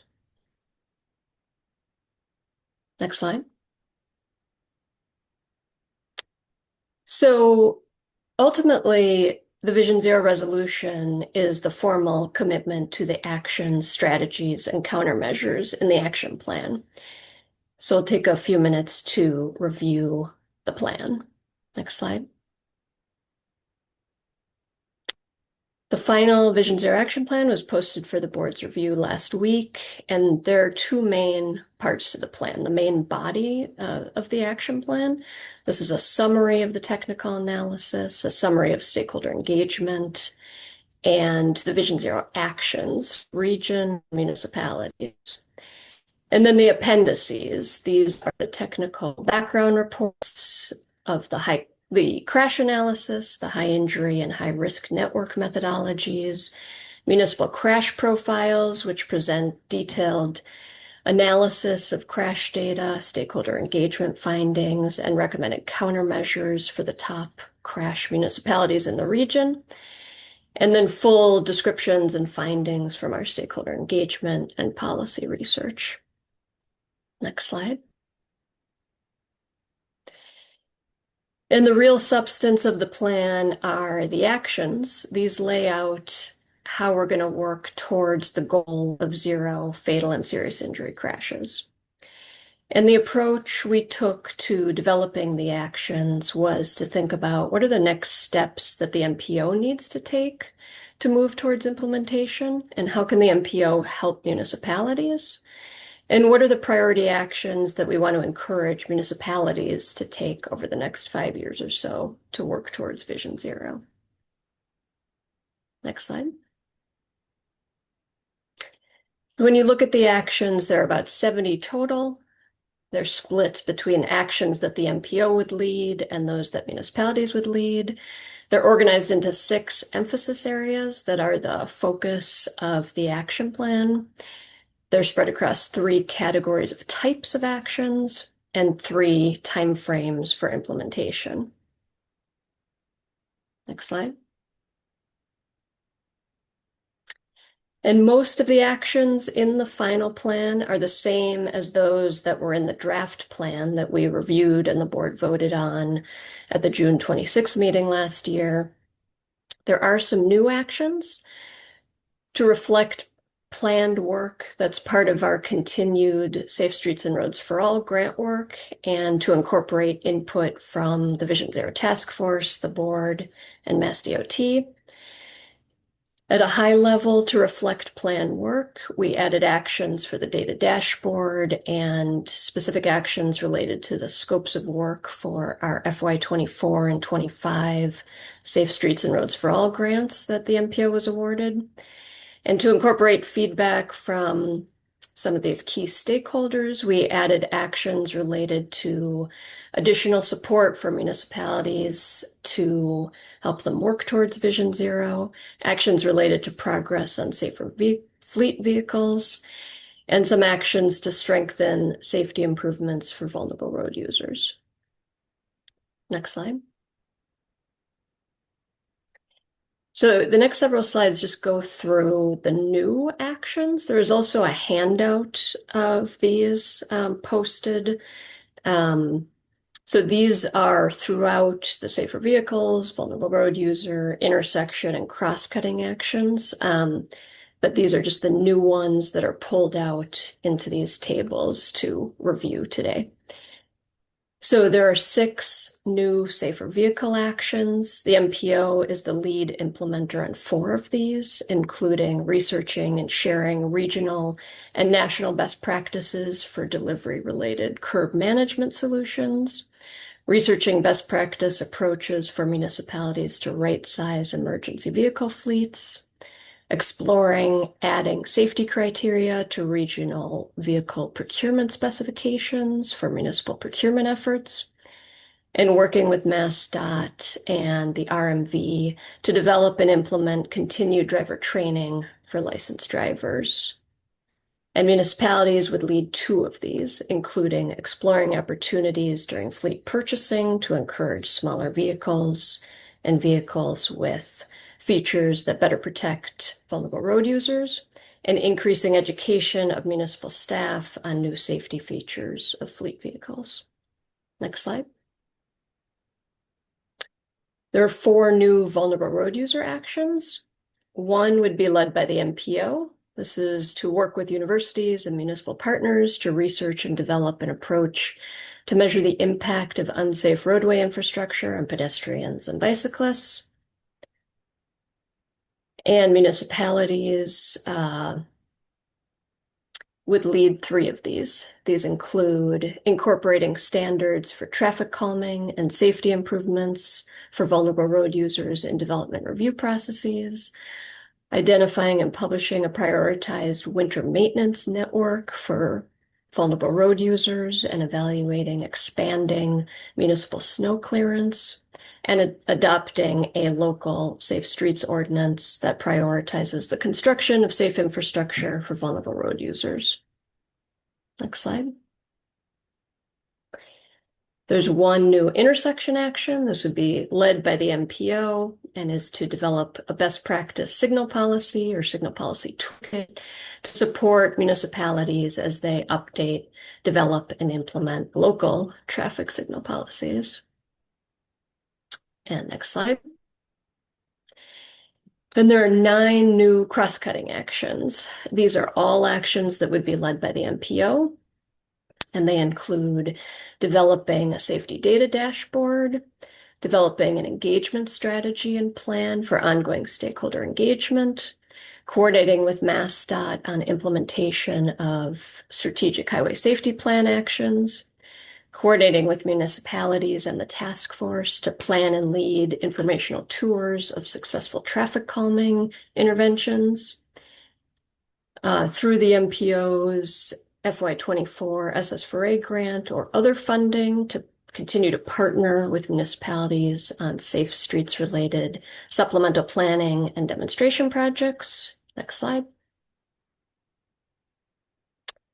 Researching and working with municipalities on land use and parking reforms that support the development of compact walkable neighborhoods and reducing car dependency, working with MassDOT and municipal and advocate stakeholders to set specific key performance indicators for safety improvements in the region, partnering with school districts, municipalities, safe routes to school, and advocacy organizations to develop educational resources and programs for students, and coordinating with municipalities to plan and implement a crash analysis process so the MPO can help municipalities understand specific causes, injury types, and how to prevent serious injuries through infrastructure changes. Next slide.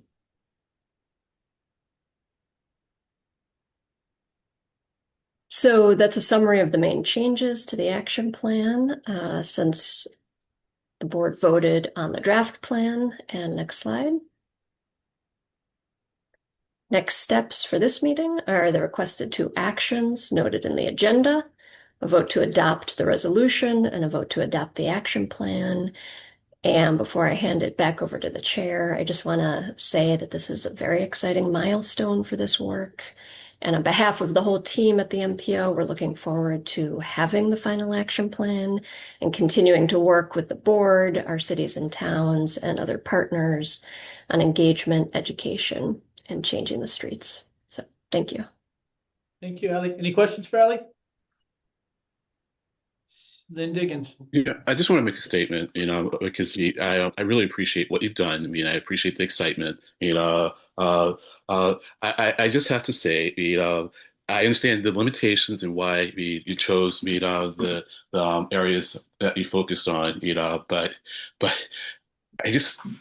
for me, it just hasn't gone far enough, and 2 areas in particular, the lack of focus on younger drivers. I understand that the numbers were lower compared to older drivers, but I think percentage-wise, is higher, for that cohort, and not dealing with that to me, is just a big gap. I know we have education for younger people, but I just would like to see it be even more of a focus. And the other is just the lack of any attention to autonomous. I, for one, think that they can make the roadways a lot safer. And I've said why many times. I'm not going to go through it again. But even if you don't, and particularly if you don't, since they are here, I saw one Waymo on McGrath Highway on Saturday. If we really think they aren't, then I think we need to be a little more proactive. And so I hope this is I know this is the first step, but I hope the next steps are in close succession,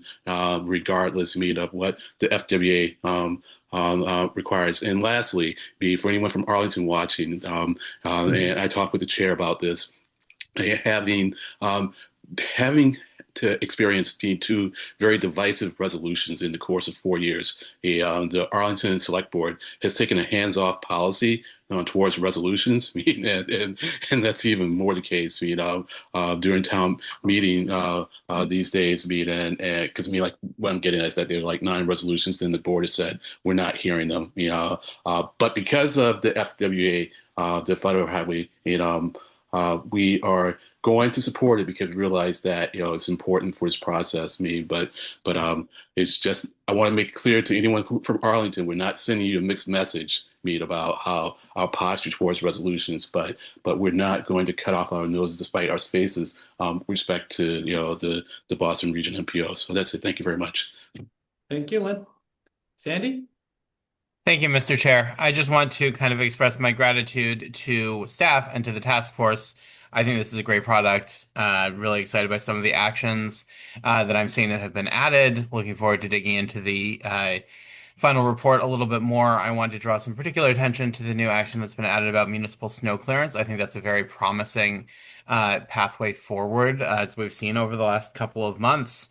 And just from the MBTA perspective, we kind of stand ready to help partner on what we might call safe routes to transit and prioritization of safety and safe streets actions and snow clearance on routes to transit over the next years and months. Thank you. Thank you, Sandy. Jen Rowe. Mr. Chair, similarly, just wanted to thank the team for pulling together this document for the region. Vision Zero has been a policy priority for the city for over a decade. It's really changed the way we've designed, manage, and maintain our streets, resulting in fewer crashes, whether you're behind the wheel or on foot or on a bike.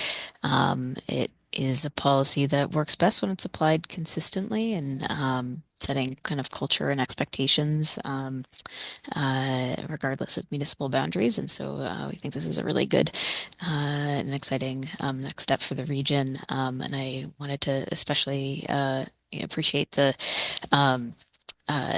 kind of new inclusions into the actions that relate to larger vehicles and their safety, because we've been seeing that as a really key driver, especially recently, of a lot of our fatal and serious crashes. So I appreciate that work.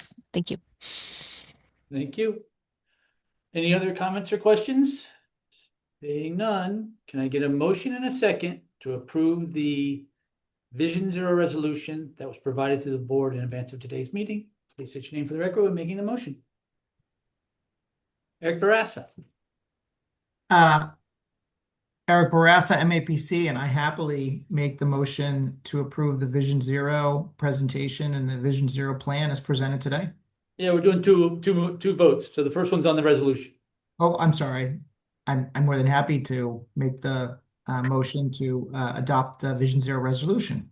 Thanks. I'll call on you again to do the other one. Tom Bitt.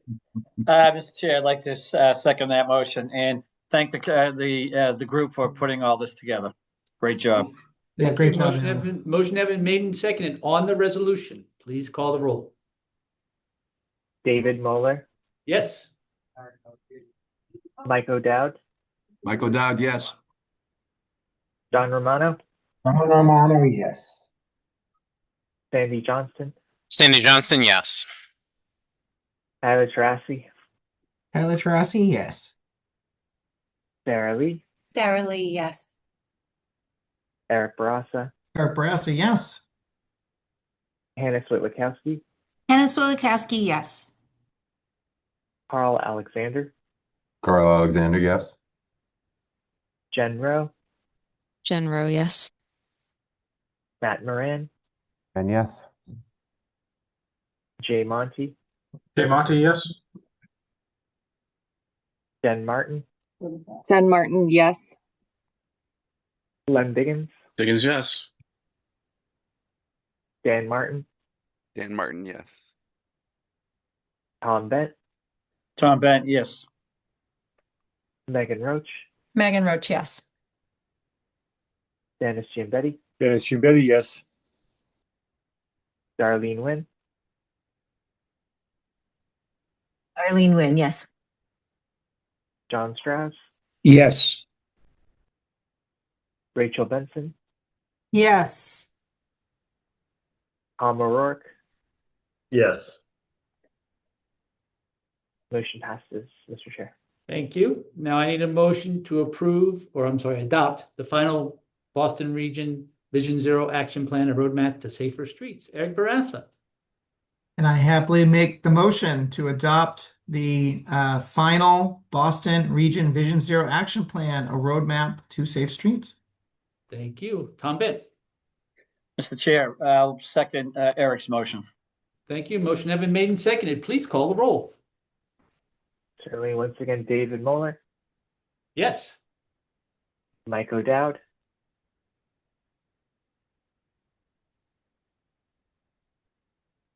oh, pardon me, once again, Mike O'Dowd. My apologies, I was muted. Mike O'Dowd is yes. Thank you. Not a problem. Thank you. John Romano, John Romano, yes. Sandy Johnston, Sandy Johnston, yes. Tyler Tarasi, Tyler Tarasi, yes. Sarah Lee, Sarah Lee, yes.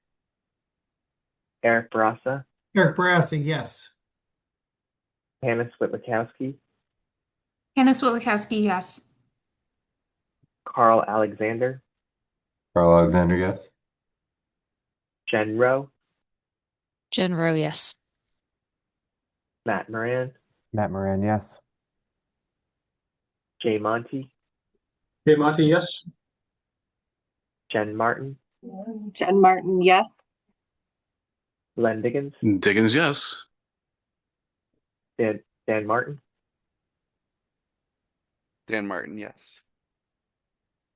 Tom Bent, Tom Bent, yes. Megan Roach, Megan Roach, and enthusiastic, yes. Thank you, staff. Dennis Giambetti, Dennis Giambetti, yes. Darlene Nguyen, Darlene Nguyen, yes.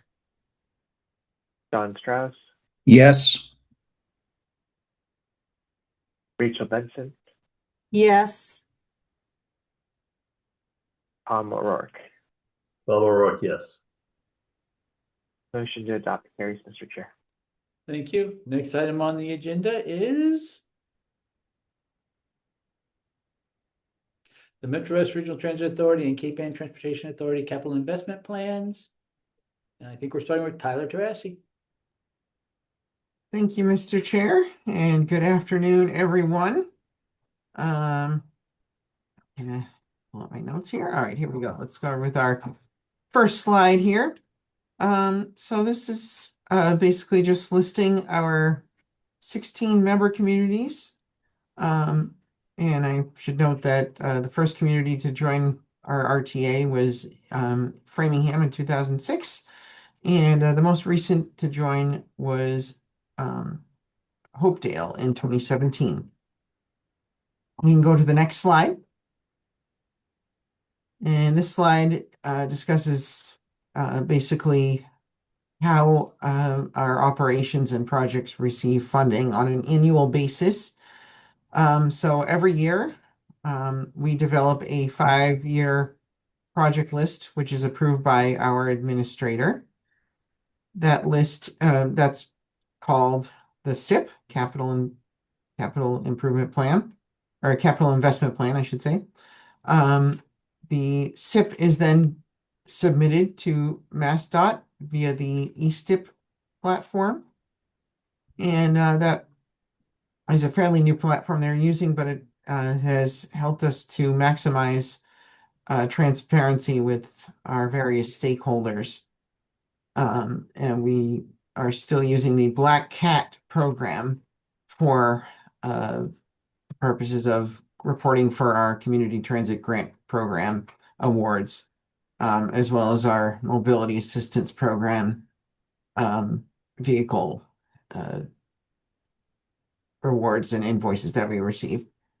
Our SIP then becomes the TIP, the Transportation Improvement Plan, which is submitted to the Boston MPO. And this TIP, once approved, those projects are incorporated into the STEP, which is the statewide transit improvement program.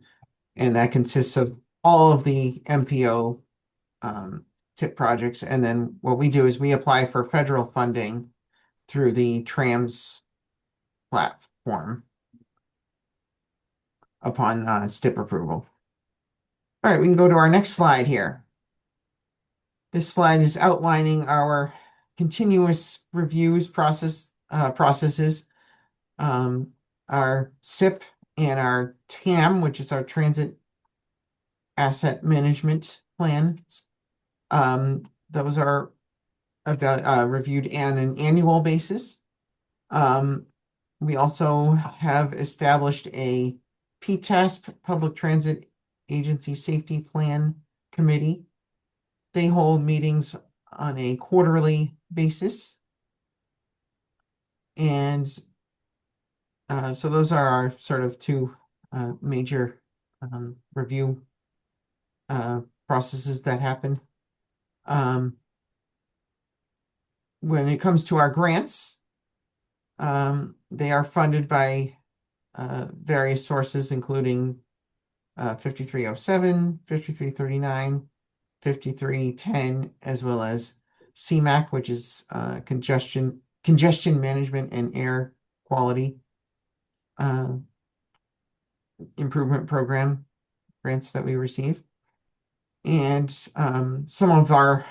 couple of our initiatives that grants are helping to support include our microtransit Catch Connect service in Framingham and Natick on weeknights, as well as our continual microtransit enhancements in the communities of Hudson and Marlborough. And we're also, thanks to our grants, expanding our vehicle and seating capacity through the purchase of larger capacity heavy-duty Gilligs, which are larger capacity buses than we had been historically using. And those vehicles run on compressed natural gas, or CNG. And as you can see here, we have pictured one of our Catch Connect vehicles as well as one of our Gilligs here. All right, we can move on to our next slide. So this is a summary of our ongoing initiatives and projects. As I mentioned, we're continuing to acquire the heavy-duty vehicles for our incorporation in our fixed route fleet. Those have been very well received by our stakeholders. And those are using 5307 and RTA cap funds. We continue to invest in the state of good repair of our Blandon Hub facility, as well as the Framingham Commuter Rail Station, which we manage. These initiatives are also funded by 5307 and RTA cap and are included in all years of our SIP. We're developing our Blandon Hub expansion project, which I'll discuss that in a moment. And we're increasing our compressed natural gas infrastructure that is being supported by carbon reduction funds. In later years, starting in FY 2028, we plan to develop and construct a vehicle maintenance and fueling facility. This facility will support the future development of our hydrogen fuel generation and dispensing depot. We're definitely very interested in exploring the incorporation of hydrogen fuel as a possible propulsion type. We also intend to develop a new customer transfer facility in or around the Golden Triangle business district in Framingham and Natick. And that will include a indoor facility or robust bus shelters for public use. We can go on to our next slide. As I mentioned a moment ago, we are undertaking an expansion of our Blandon Hub facility. And otherwise known as our back entrance project. This project has been partially funded by the Boston MPO's Transit Transformation Program. And we always thank the MPO for their ongoing support of our initiatives. This project is going to greatly benefit our operators, our drivers, as well as staff of our service provider. It will involve the design and construction of a 4-story facility, which will house their offices and training space and amenities for these workers as well. The project is, as I mentioned, currently in the design phase, and pictured here we have a rendition of the new 4-story facility, as well as the interior view of the second floor of the expanded facility. And now we'll go on to our final slide here. This is basically just summarizing when all of our initiatives that I mentioned are going to be taking place. And I'll note that we have a picture of our front entrance as well as our compressed natural gas facility. As I mentioned before, that's a very big thing that we want to do, is to expand our CNG fueling capabilities and upgrade that and maintain it, what we already have. And so what's pictured here is our storage mechanisms and fuel tanks as well. I will note that, as I mentioned, we're also looking to maintain our fleets. That includes also expanding our cutaways that are used for that have been used for fixed route provision, and as well as the larger capacity vehicles, which I mentioned. We continue to be committed to state of good repair of our facilities and fleets. And our Blandon Hub expansion project, which I also touched upon, is stated to take place between the construction, I should say, between FY 2027 and FY 2029. As you can see on the slide, Metro West Regional Transit Authority has received $2,894,870.5307 funds in FY 2026, and we programmed $1,714,708 for operating activities. So there is a balance of $1,180,162 for our capital activities. Alrighty, that concludes my presentation. Happy to entertain any questions. Thank you for your time. I'll turn it back over to the chair. Thank you. Thank you, Tyler. Again, Eric Bourassa, MAPC, taking over for David Moeller, who had to step away for the rest of the meeting. Are there any questions from the members? Not seeing any. And Tyler, this is just an update, right? This is not an action item today. We're not taking a vote on. Yeah, this is correct. Program. These are already program funds. Yes, this is just an update on our SIP. Great. Yes. Okay. Thank you. Thank you. Okay. And now I think we have an update from CADA. Is that correct? Yes. Is Felicia here? Yep, I'm here, Eric. Great. Take it away. All right. So I'm Felicia with the Cape Ann Transportation Authority, and thank you for having me today. And thanks for Tyler for the overview of the RTA capital planning process. CADA follows the same process as Metro West for preparing our capital program. We're just a much smaller RTA. CADA includes the city of Gloucester and the towns of Rockport, Ipswich, Essex, Hamilton, and most recently, Manchester by the Sea. To put our size and perspective funding-wise, CADA typically receives about 700,000 in 5307 formula funds. In 25, we received 680, and a good portion of those funds are used for preventive maintenance activities. We have historically relied more heavily on RTA cap for our capital projects, and more recently, the MPO's Transit Transformation Program. If you want to forward the slides to slide 6, it'll be a picture of a bus, 1801. There we go. All right. So our 27 to 31 scenario includes 5307 funds, RTA cap funds, and local funding. In 27, we've programmed our regular preventive maintenance activities and for the purchase of small capital and shop equipment. And these are regular and recurring capital items that we program. Several projects started in 25 and 26, and these continue into 27, including the replacement of revenue vehicles, building maintenance projects, and CADA's AVL GPS APC project. The APC AVL project will allow CADA to adopt more modern day technology, provide real-time information to customers and potential customers, track on-time performance, ensure stop announcements are being made, verify passenger counts, and gather actual stop-by-stop data. We are starting with the APC portion of this project.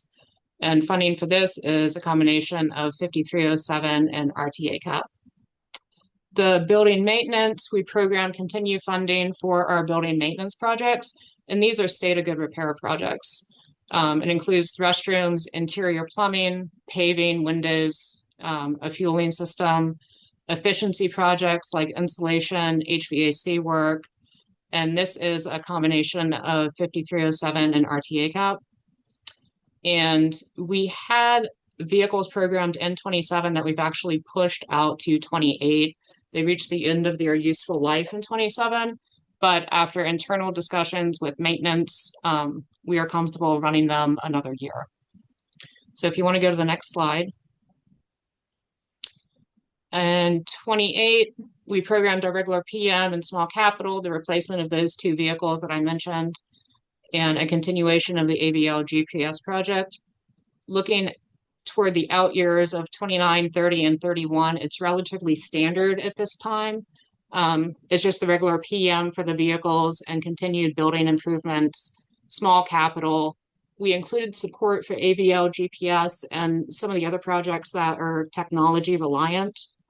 And then future vehicle replacement in 31. And if you want to go to the next slide. This is just an update on some of our existing projects. These were funded in part through the MPO's Transit Transformation Program.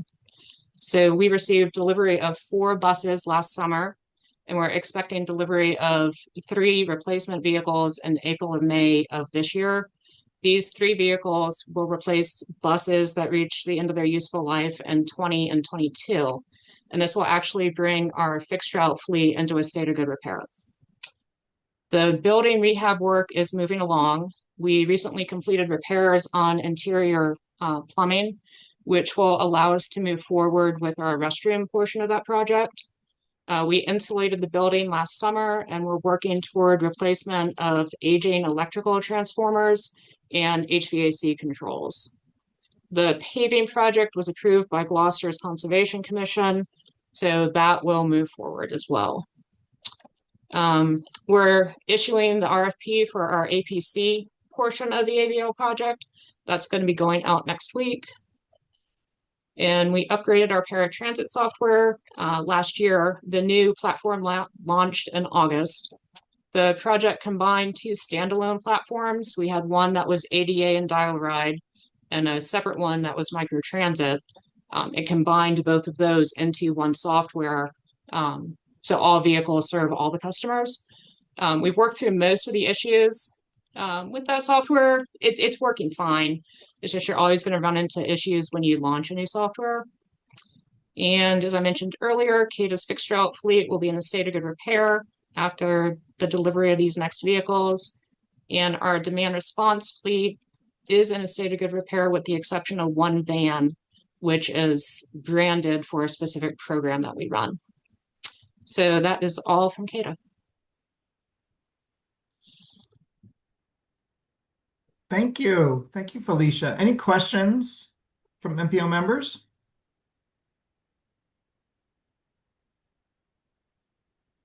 Okay, not seeing any. Thanks again. So the last item on the agenda is members' items. Are there any members' items? Okay, not seeing any. Can I get a motion to adjourn? Genro, Yes, I'll motion to adjourn. thank you. And Tom? I'll second that motion, Mr. Chair. Great. Thank you all. Thank you everyone for a great meeting. Without objection, we are adjourned. See everyone on March 19th.